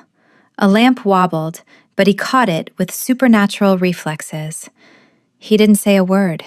He just stared. His jaw was slightly slack. The flush on his ears had spread to his neck. "Well?" Kat asked, doing a small spin. "Do I look like a politician's date?" Gerald walked toward her. He stopped a foot away, afraid to touch her. "No," he whispered, his voice rough with an emotion that made her knees weak. "You look like a queen." He reached out, his hand hovering over her waist. "May I?" "You better," Kat breathed. He touched her. His hand was warm and heavy on the silk. The static snapped between them, familiar and intoxicating. "We are going to be late," Gerald murmured, not moving. "Let them wait," Kat said. Chapter 18. The Grand Hall of the Iron Citadel had been transformed. Thousands of white lights draped from the vaulted ceiling, casting a soft glow over the stone walls. The air smelled of expensive perfume, champagne, and the underlying musk of 300 wolves pretending to be civilized. Kat gripped Gerald's arm as they stood at the top of the grand staircase. "Breathe," Gerald whispered, covering her hand with his. "They are just people. Most of them are idiots." "Comforting," Kat muttered. The herald announced them. "His Majesty, Alpha King Gerald Godfrey, and his guest, Ms. Katrina Halloway." They descended. The silence in the room was absolute. Every eye was on them. On the king, who had been a recluse for a decade. On the woman in the copper dress who walked with her head held high. despite the limp that was barely visible anymore. They reached the floor. The crowd parted. "Ignore them," Gerald murmured, guiding her toward the bar. "I need a drink. You need a drink. We all need drinks." "Well, well, look what the cat dragged in." Cat stiffened. She knew that voice. It was oily, arrogant, and entirely unwelcome. She turned. Alpha Burke stood there. He was tall, blonde, and wearing a white tuxedo jacket that made him look like a waiter at a bad resort. "Hello, Burke," Kat said, her voice icy. Burke looked her up and down, his gaze lingering on the slit of her dress. "You clean up nice, kitty. I see you finally found someone to foot the bill. Did you make that dress yourself? It looks crafty." Gerald stopped. He turned slowly. The temperature in the room seemed to drop 10 degrees. "Alpha Burke," Gerald said.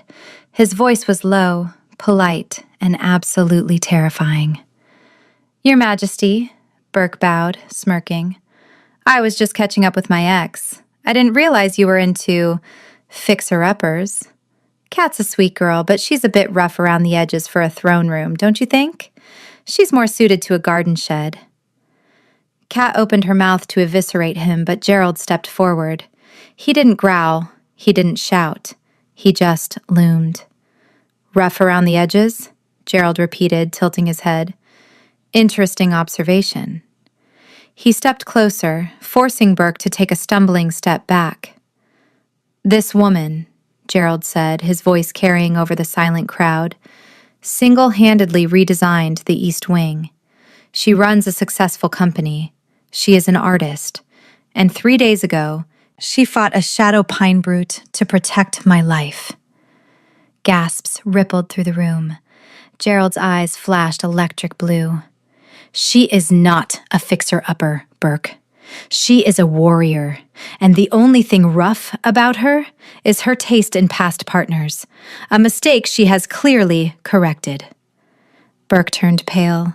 He looked around, realizing everyone was staring at him with pity or disdain.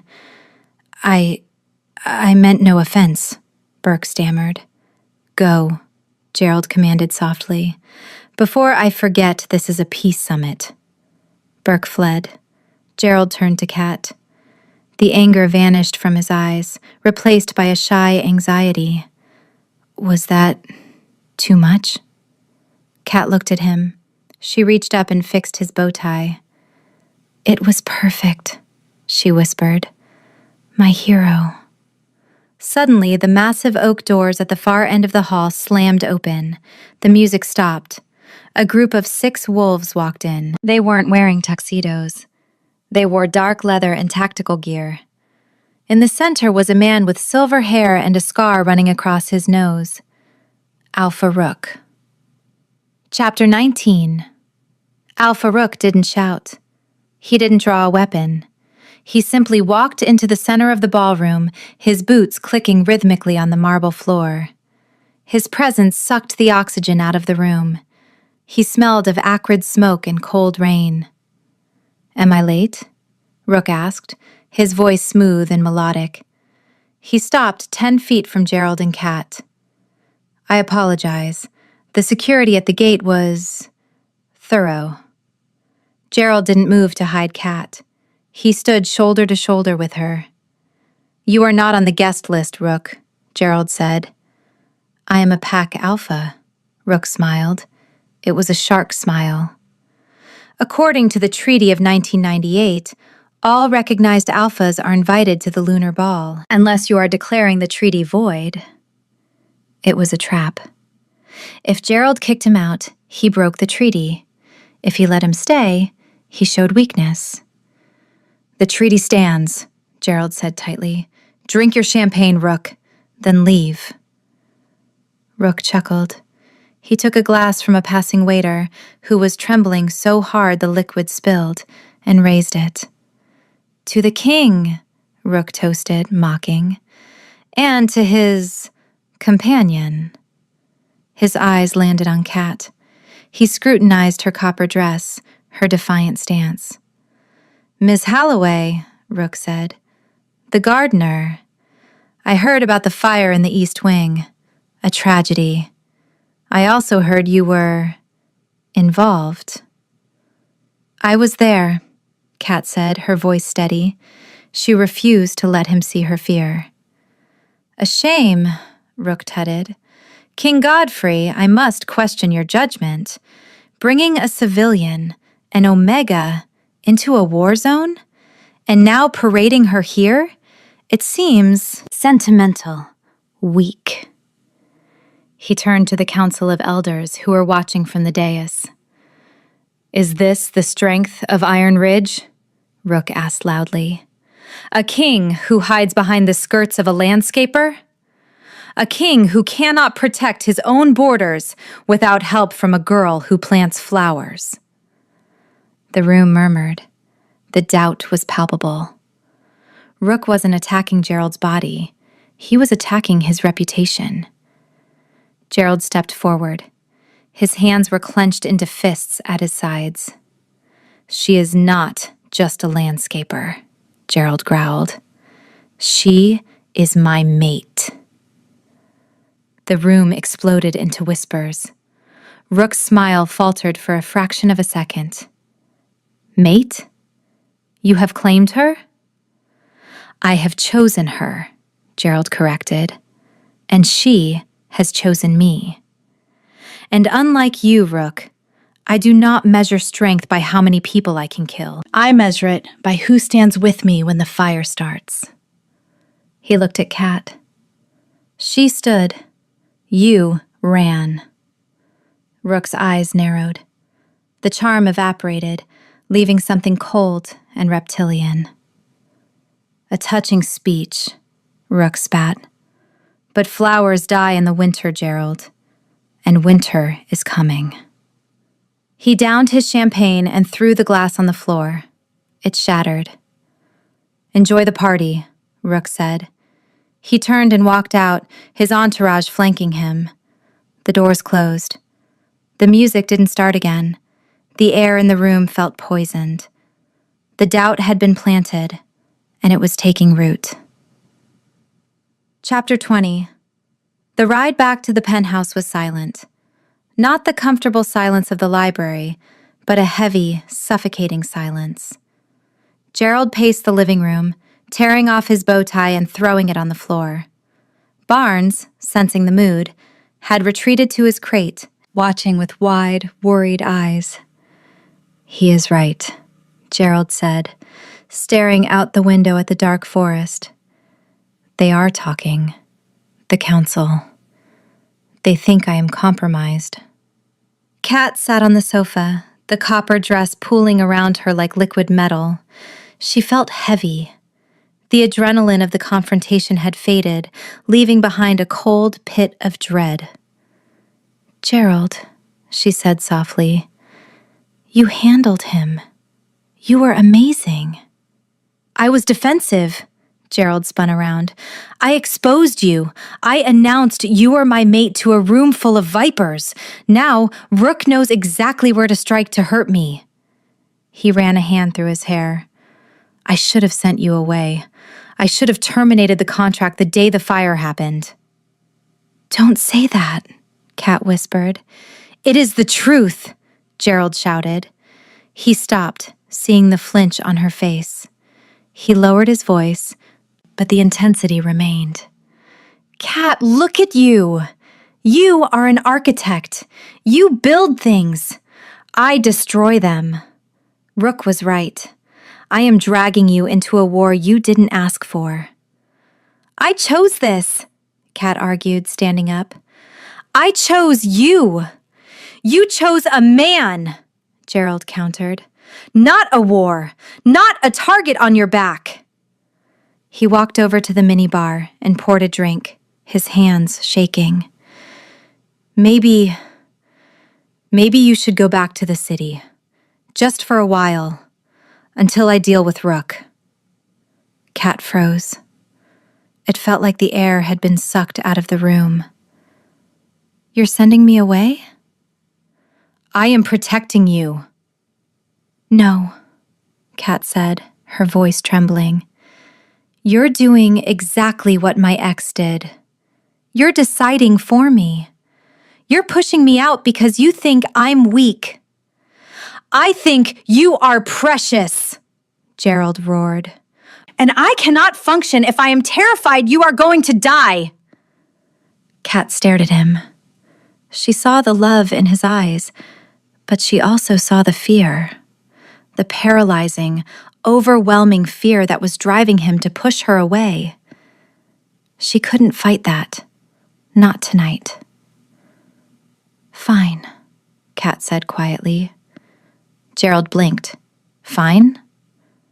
I have to check the nursery site tomorrow anyway, she lied. The new shipment of rhododendrons is arriving at the remote greenhouse on the North Ridge. I'll go there. I'll give you space to think. Kat, I don't want space, Gerald said, stepping toward her. I want safety. You can't have both, Gerald. Not with me. She walked past him to the guest room, not the master suite. She closed the door. Gerald stood in the living room, the glass of untouched scotch in his hand. He felt the bond stretching, aching. He wanted to kick the door down and hold her, but the fear of seeing her bleed again paralyzed him, so he let her go. The next morning, Kat left early. She took the Jeep. She didn't take Barnes. The nursery site was muddy and she didn't want him getting underfoot while she worked. Watch him, she told Sarah, handing over the leash. I'll be back by dinner. She drove out of the Citadel gates, turning north toward the remote greenhouse. She didn't notice the black sedan pulling out of the tree line behind her. She was too busy crying. Chapter 21. The Northridge Nursery was less of a commercial facility and more of a glass skeleton clinging to the edge of a cliff. It had been abandoned by the previous owners years ago, leaving behind rows of shattered panes and overgrown rhododendrons that had turned feral in the mountain soil. Katrina parked her cherry-red Jeep Wrangler near the rusted gate. The silence here was absolute, broken only by the wind whistling through the skeletal metal beams of the main greenhouse. It was the perfect place to think, or, more accurately, the perfect place to cry without an audience. She wiped her eyes with the sleeve of her flannel shirt, angry at herself. Stupid, she muttered, grabbing her clipboard. He's a king. You're a landscaper. What did you expect? She stepped out of the Jeep, her boots crunching on the gravel. She needed to check the irrigation feeds for the new shipment. Work. Work was solvable. Work didn't look at you with terrified gray eyes and tell you to leave for your own safety. She didn't hear the car approach. The wind masked the sound of the engine. She only realized she wasn't alone when the scent hit her. Acrid, stale cigarette smoke, and cheap musk. Kat spun around. A black sedan had parked directly behind her Jeep, blocking her in. 3 men were stepping out. They weren't wearing the tactical gear of the Shadowpine rebels. They were dressed in nondescript gray work clothes, but the way they moved, predatory, synchronized, screamed pack. Can I help you? Kat asked, her voice steady. She dropped her clipboard, her hand drifting to the heavy brass nozzle of the hose she had been inspecting. Katrina Halloway, the leader said. He was a beta, thick-necked and smiling with too many teeth. Alpha Rook sends his regards. Kat didn't wait for a speech. She threw the heavy brass nozzle. It struck the leader square in the forehead with a satisfying thud. He grunted, stumbling back, blood trickling into his eye. Get her! He roared. Kat turned and sprinted for the greenhouse. She couldn't shift. Not yet. If she shifted, she'd shred her clothes, and fighting 3 wolves naked in a glass factory was a tactical nightmare. She needed a weapon. She burst through the door, scanning the overgrown tables. A rusted trowel. A stack of clay pots. She grabbed a pot and hurled it at the first man through the door. It shattered against his shoulder, dusting him in terracotta. Feisty, the man sneered, shaking off the debris. Rook said you'd be trouble. You have no idea, Cat growled. She backed up, her boots sliding on the mossy floor. They were circling her now, 3 of them. She prepared to shift. She could feel her wolf scratching at the surface, desperate to tear throats. But then she heard a sound behind her, a soft click. She turned, but it was too late. A dart hit her neck. The sting was sharp, followed instantly by a cold, numbing sensation that flooded her veins. Wolfsbane. Concentrated. Her legs turned to water, the world tilted sideways. Don't, she slurred, reaching for a potting bench to steady herself. Her hand slipped. The last thing she saw before the darkness swallowed her was the leader, wiping blood from his forehead, looking down at her with a sneer. Load her up, he commanded. He grabbed a heavy tire iron from the trunk of the sedan and brought it down hard on the Jeep's windshield, shattering the safety glass into 1,000 diamonds. Let the king find the wreckage. Chapter 22. Uncle Bo pulled his tow truck up the winding road to the North Ridge, humming along to a classic rock station that was mostly static. He had come up to check on Kat's suspension. He didn't trust that rattle no matter what he told her, and to bring her a bag of beef jerky. He rounded the final bend and slammed on the brakes. The cherry-red Jeep was there, but it was a heartbreaking sight. The windshield was caved in, a spiderweb of shattered safety glass glistening on the hood. The driver's door was wide open. A clipboard lay face down in the gravel, pages fluttering in the wind. Cat? Bo called out, killing the engine. He grabbed the tire iron from under his seat. Old habits died hard, and stepped out. The scent hit him instantly. Fear, distress, and the lingering, unmistakable stench of intruders. He ran to the greenhouse. He saw the shattered clay pot. He saw the scuff marks in the moss where a struggle had occurred, and he saw the small, silver dart lying in the dirt. Bo's face went pale. He pulled out his phone. His hands, usually steady enough to rebuild a carburetor blindfolded, were shaking. He dialed the number he had saved under the suit. At the Iron Citadel, Gerald was staring at the bottom of a glass of scotch he hadn't touched in an hour. The penthouse was silent. Barnes was downstairs with Sarah, likely destroying more office supplies. His phone buzzed. Uncle Bo. Gerald answered on the first ring. Is she okay? They took her. Bo's voice was a rough croak. Gerald stood up so fast his chair flipped backward and crashed into the wall. Who? Where? Nursery, Northridge. Found her Jeep, door open, signs of a struggle. I found a dart, Gerald. It smells like Bane. The world narrowed to a pinprick of red. The boulder on Gerald's shoulders didn't return. It exploded. Stay there, Gerald said. His voice wasn't human. It was the sound of tectonic plates shifting. Do not touch anything. I am coming. He didn't take the elevator. He didn't take the stairs. He sprinted to the balcony of the penthouse, 40 stories up. He didn't think. He didn't calculate. He vaulted over the railing. Midair, he ripped the shirt from his body, buttons scattering into the void. The shift took him before he hit the ground, a brutal, bone-snapping transformation that turned a man into a monster. A massive black wolf landed on the lower terrace with a heavy thud, cracking the stone pavers. He didn't pause. He launched himself over the fortress wall, hitting the forest floor running. He didn't need a car. He didn't need a map. He had her scent. Underneath the smell of rain and pine, he could smell it. Faint, fading but undeniable. Wildflower honey, sage, terror. He ran.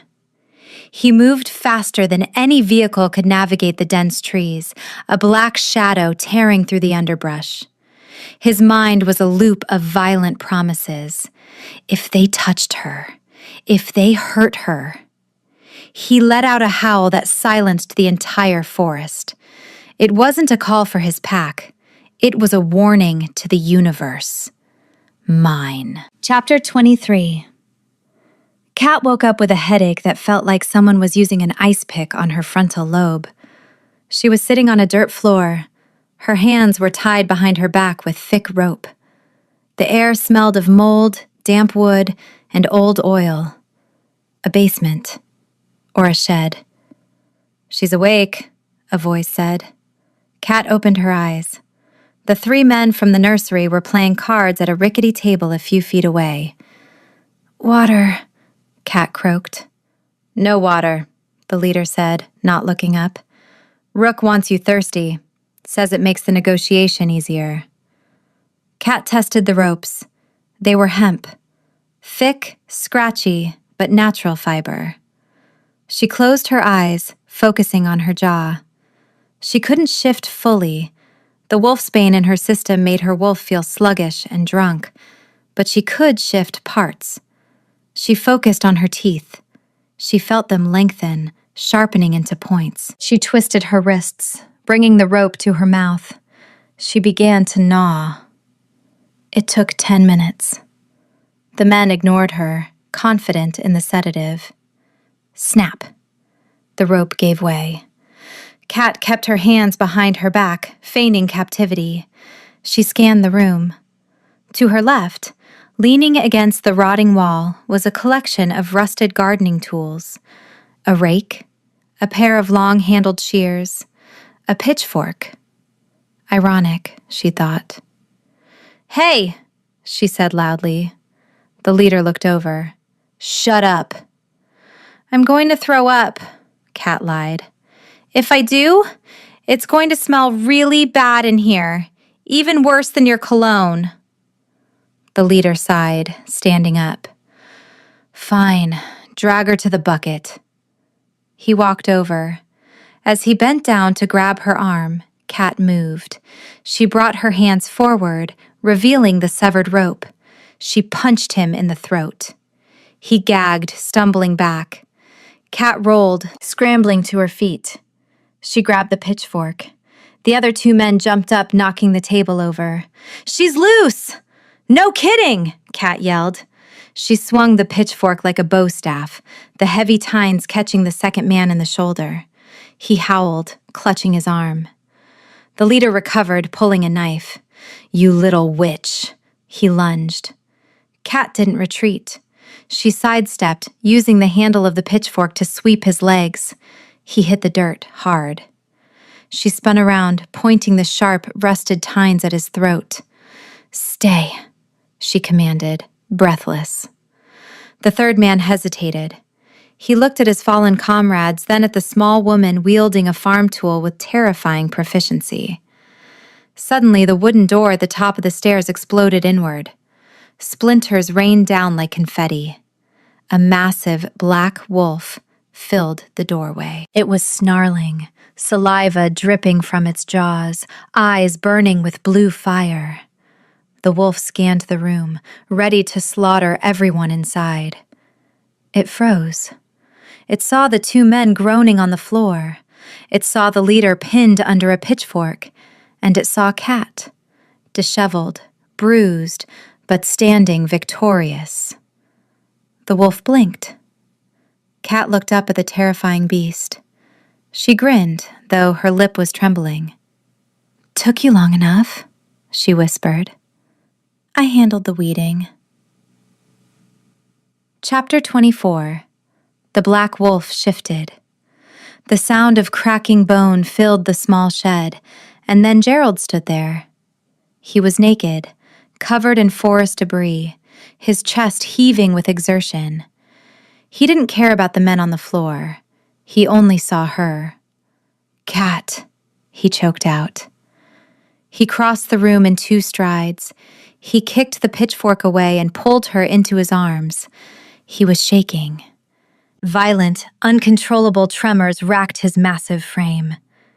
He buried his face in her neck, inhaling deeply, checking, verifying.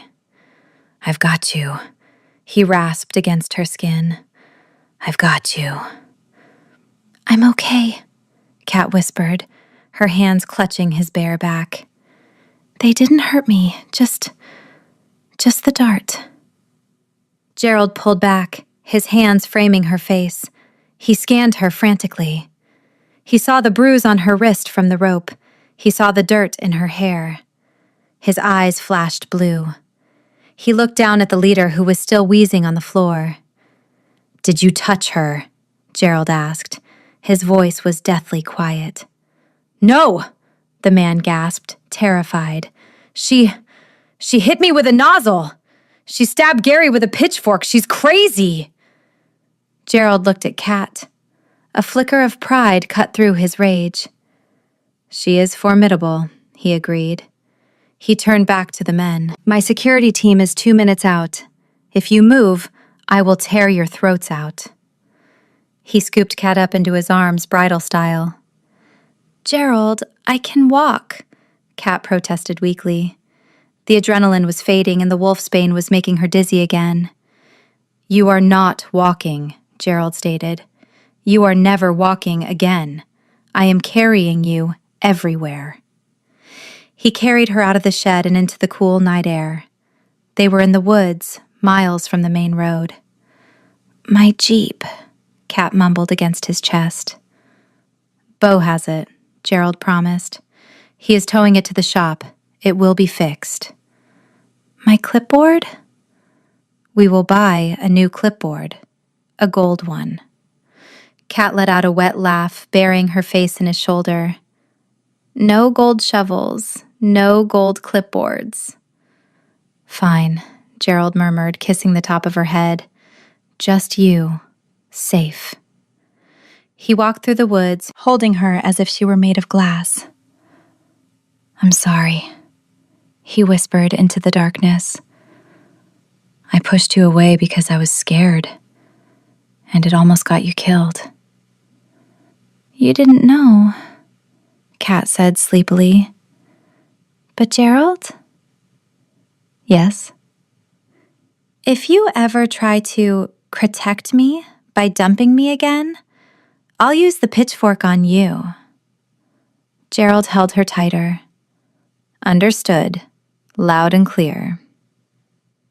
A few minutes later, the lights of the security convoy cut through the trees, homing in on the subcutaneous emergency tracker embedded in Gerald's shoulder, a mandatory security protocol for the king that he finally stopped complaining about. Sarah jumped out of the lead SUV, holding a blanket. Gerald didn't put Kat down. He let Sarah wrap the blanket around her, tucking it in tight. "Home," Gerald commanded the driver as he climbed into the back seat, Kat still curled in his lap. "Take us home." As the SUV sped away, Kat finally let herself relax. She rested her head on his chest, listening to the steady, powerful thrum of his heart. It wasn't racing anymore. It was beating in time with hers. "Stay," she whispered, drifting off. "Always," Gerald answered. Chapter 25. The elevator ride to the penthouse was silent, save for the hum of the machinery and the ragged breathing of the two people inside. Gerald hadn't put Kat down since he lifted her from the shed. He held her against his bare chest, the wool blanket Sarah had provided wrapped tightly around her, shielding her from the world. When the doors opened, the penthouse was dim and quiet.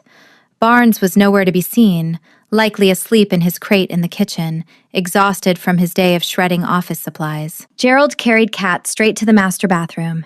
He kicked the door shut behind them, sealing them in the steam-warmed sanctuary where they had first met. But there was no comedy tonight. There was only the raw, aching need to wash the memory of the shed off their skin. He set her down gently on the vanity counter. Kat hissed as her legs straightened, the lingering effects of the wolfsbane making her muscles cramp. "I've got you," Gerald murmured. He turned on the shower. the same massive glass enclosure from the start of it all. He adjusted the temperature until steam began to fog the mirrors. Then, he turned back to her. He was still naked, unabashed and glorious in his power, but his eyes were filled with a terrifying vulnerability. He reached out, his large hands trembling slightly as he pulled the heavy wool blanket from her shoulders, letting it pool on the tiled floor. Then, he undid the buttons of her ruined flannel shirt. "Let me," he whispered. Kat nodded, too tired to speak. She let him strip the dirty clothes from her body. When he saw the rope burns on her wrists and the bruise on her hip where she had fallen, a low growl rumbled in his chest, a sound of pure, lethal protectiveness. "I will kill him," Gerald promised, his voice vibrating against her skin as he lifted her again and stepped into the shower with her. "Later," Kat whispered, wrapping her arms around his neck. "Right now, just be here." The warm water hit them, washing away the dirt, the dried blood, and the smell of the damp shed. Gerald picked up a sponge. With hands that could crush bone, he washed her. He traced the line of her jaw, the curve of her shoulder, the sensitive skin of her wrists. He was thorough, reverent, treating her like a holy relic he had almost lost. Kat leaned into him, her forehead resting against the jagged scar on his collarbone. She kissed the raised skin. "You came for me," she said softly. "I would tear the world apart to find you," Gerald answered. He tilted her chin up. Water sluiced down his face, darkening his lashes. His gray eyes were storm dark, swirling with an intensity that made her breath hitch. "I surrender," Gerald said. "I fought it. I tried to be the king. I tried to be safe. But I am done fighting. I am yours, Katrina. Completely." Kat reached up, tangling her fingers in his wet hair. "I don't want the king," she whispered. "I just want Gerald." He kissed her. It wasn't frantic like in the garden. It was slow, deep, and consuming. He pressed her against the wet tile, his body shielding her, surrounding her. When he claimed her, it wasn't just physical. It was a realignment of the universe.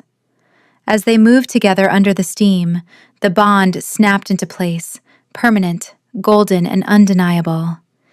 He bit the curve of her neck, marking her, and Kat felt the missing piece of her soul finally slot into place. She wasn't lonely anymore. She was home. Chapter 26. The next morning, the iron citadel was buzzing with a nervous energy that vibrated through the stone walls. Kat stood in front of the full-length mirror in the master bedroom. She was wearing a navy blue sheath dress that Sarah had retrieved from Kat's apartment earlier that morning, along with a week's worth of essentials. It was professional, sharp, and armored her in competence. Gerald walked in. He was dressed for war, though his armor was a charcoal three-piece suit. He adjusted his cufflinks, his face set in a mask of stoic resolve. "You do not have to come," he said, watching her reflection. "You are still recovering." "The wolfsbane is gone," Kat said, turning to face him. "And I am not staying behind. Rook attacked me. I have a right to be there when you take him down." Gerald walked over to her. He smoothed a stray hair behind her ear, his touch lingering on the mark he had left on her neck. "Formidable," he murmured. "Let's go." The council chamber was a cavernous circular room, lined with the stone seats of the elders. In the center stood Alpha Rook. He looked relaxed, almost bored, picking lint off his leather jacket. He hadn't run. He was too arrogant to run. When Gerald entered, the room went silent. Kat walked beside him, her head high, ignoring the whispers. "King Godfrey," Rook drawled. "I heard you had a frantic night, chasing shadows in the woods." Gerald didn't stop until he was 5 feet from the traitor. "You took her," Gerald said. His voice wasn't a shout. It was a flat statement of fact. "I have no idea what you're talking about," Rook smiled. "I was at my hotel all evening. Ask my staff." "I don't need to ask your staff," Gerald said. "I asked your men, the ones you left in the shed." Rook's smile twitched. "I have no men in a shed. Perhaps you are confused. Stress does terrible things to the mind." He looked at the elders. "See? He is unstable. He invents conspiracies to justify his weakness." Gerald didn't look at the elders. He looked at Rook. "You touched my mate," Gerald said. "Alleged mate," Rook countered. "I see no mark. I see no—" Gerald stepped aside, revealing Kat. She tilted her head, exposing the fresh, healing bite mark on her neck. The scent of it, cedar, spice, and alpha power, filled the room. The elders gasped. A mating bond was sacred. To target a mated pair was a crime against the very biology of their species. Rook's face paled. He had gambled that Gerald wouldn't claim her in time. He had lost. "She is a landscaper," Rook spat, his composure cracking. "She is nothing." "She is the queen of the Iron Ridge Pack," Gerald roared, his voice booming off the walls. "And you, Rook, are a corpse walking." Gerald unbuttoned his suit jacket and threw it on the floor. He loosened his tie. "I challenge you," Gerald declared. "Right here, right now, to the death." The head elder stood up. "The challenge is accepted. Clear the floor." Chapter 27. The council chamber was cleared of furniture in minutes. The elders lined the walls, their faces grim. Kat stood by the heavy oak doors, her heart hammering against her ribs. She wanted to scream, to stop this, but she knew she couldn't. This was the law. This was the only way to end the threat permanently. Rook stripped off his jacket and shirt, revealing a torso covered in tattoos and scars. He looked fast, wiry, and cruel. Gerald removed his shirt, folding it neatly, a bizarre habit of his anxiety, before handing it to a stunned guard. His back was a map of muscle and the jagged scar that defined him. "Begin!" the elder shouted. The shift was instantaneous. 2 massive wolves erupted into the center of the room. Rook was a mottled gray, lean and vicious. He moved like a snake, snapping at Gerald's legs, trying to hamstring him as his men had tried to do to Kat. But Gerald was a tank. He was a midnight black wall of muscle and rage. He didn't dance. He didn't faint. He charged. Rook dodged, his claws raking across Gerald's flank. Blood sprayed on the stone floor. Kat flinched, biting her knuckle to keep from crying out. "Get him, Gerald. Get him." Gerald ignored the pain. He spun, using his massive weight to body check Rook into the stone wall. The impact cracked the masonry. Rook yelped, stunned. Gerald was on him. He pinned the gray wolf to the floor, his jaws clamping around Rook's throat. The fight was over in seconds. It wasn't a duel. It was a dominance display. Gerald squeezed. Rook whined, thrashing, his claws scrabbling uselessly against the floor. Gerald could end it. One sharp twist, and Rook's neck would snap. The threat would be gone. The vengeance for Kat's kidnapping would be complete. Gerald looked up. His blue eyes, burning with fire, locked onto Kat across the room. She was watching him. She wasn't looking away. In her eyes, he didn't see bloodlust. He saw trust. She trusted him to be the king, not the monster. Gerald growled. He released the pressure but didn't let go. He leaned down, snarling directly into Rook's ear. "Yield." Rook went limp, baring his neck in total submission. Gerald released him and backed away. He stood tall, chest heaving, blood dripping from his flank. He shifted. The sound of bones snapping back into place filled the silence. Gerald stood naked, covered in sweat and dust. A guard rushed forward, averting his eyes, and handed the king a heavy velvet robe. Gerald shrugged it on, tying the belt with a sharp tug, before looking down at the cowering wolf. "Death is too easy for you," Gerald rasped, his human voice rough. "You want power? You will have none. You are stripped of your alpha status. You are stripped of your lands. You are exiled." He pointed to the door. "Run, before I change my mind." The gray wolf scrambled up, tail tucked between its legs, and fled the chamber. He didn't look back. Gerald turned to the council. "Does anyone else question my judgment?" Silence. Absolute, terrified silence. Gerald nodded. He walked over to Kat. He didn't care about the blood. He didn't care about the audience. He pulled her into his arms and kissed her until the room spun. Chapter 28. 6 months later. The east garden of the Iron Citadel was unrecognizable. The depressed box hedges were gone. In their place was a riot of color. Purple wisteria climbing the stone trellises, beds of white hydrangeas, and winding paths lined with river stones. It was chaotic, but it was beautiful, just like the woman who designed it. Gerald sat on a stone bench in the center of the garden. He was wearing jeans and a t-shirt, a garment he had grown surprisingly fond of, and eating a blueberry muffin. At his feet, a massive golden retriever was snoring. Barnes had grown into his paws mostly. He was now 90 pounds of blonde fluff, who still believed he was a lapdog.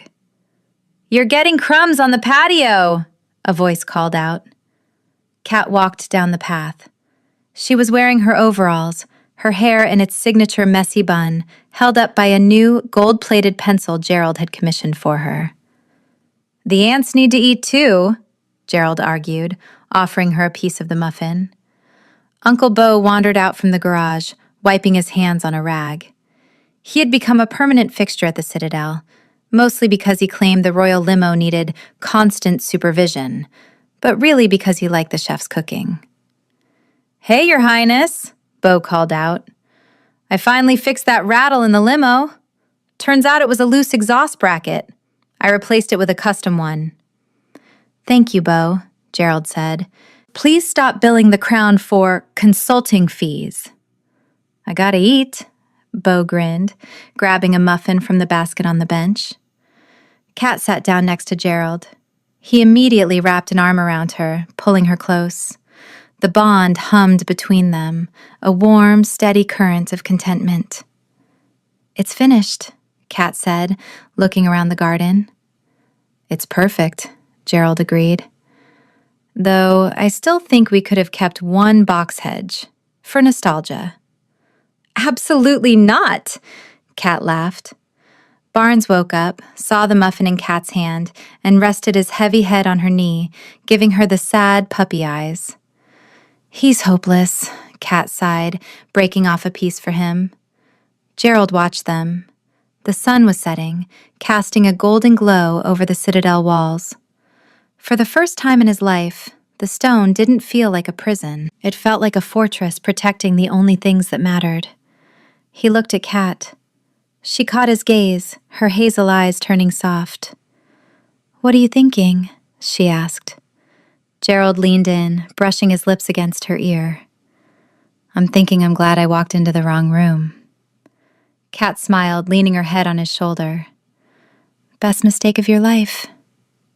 "Stay," Gerald whispered, the command soft and intimate, meant only for her. "Always," Kat replied. The end. Quick favor, don't go anywhere yet. If you thought Kat was brave for staring down a naked alpha king in his own shower, Wait until you meet the heroine in this next story on your screen. You have to hear this disaster unfold. Click the video on your screen right now. It is absolutely unhinged.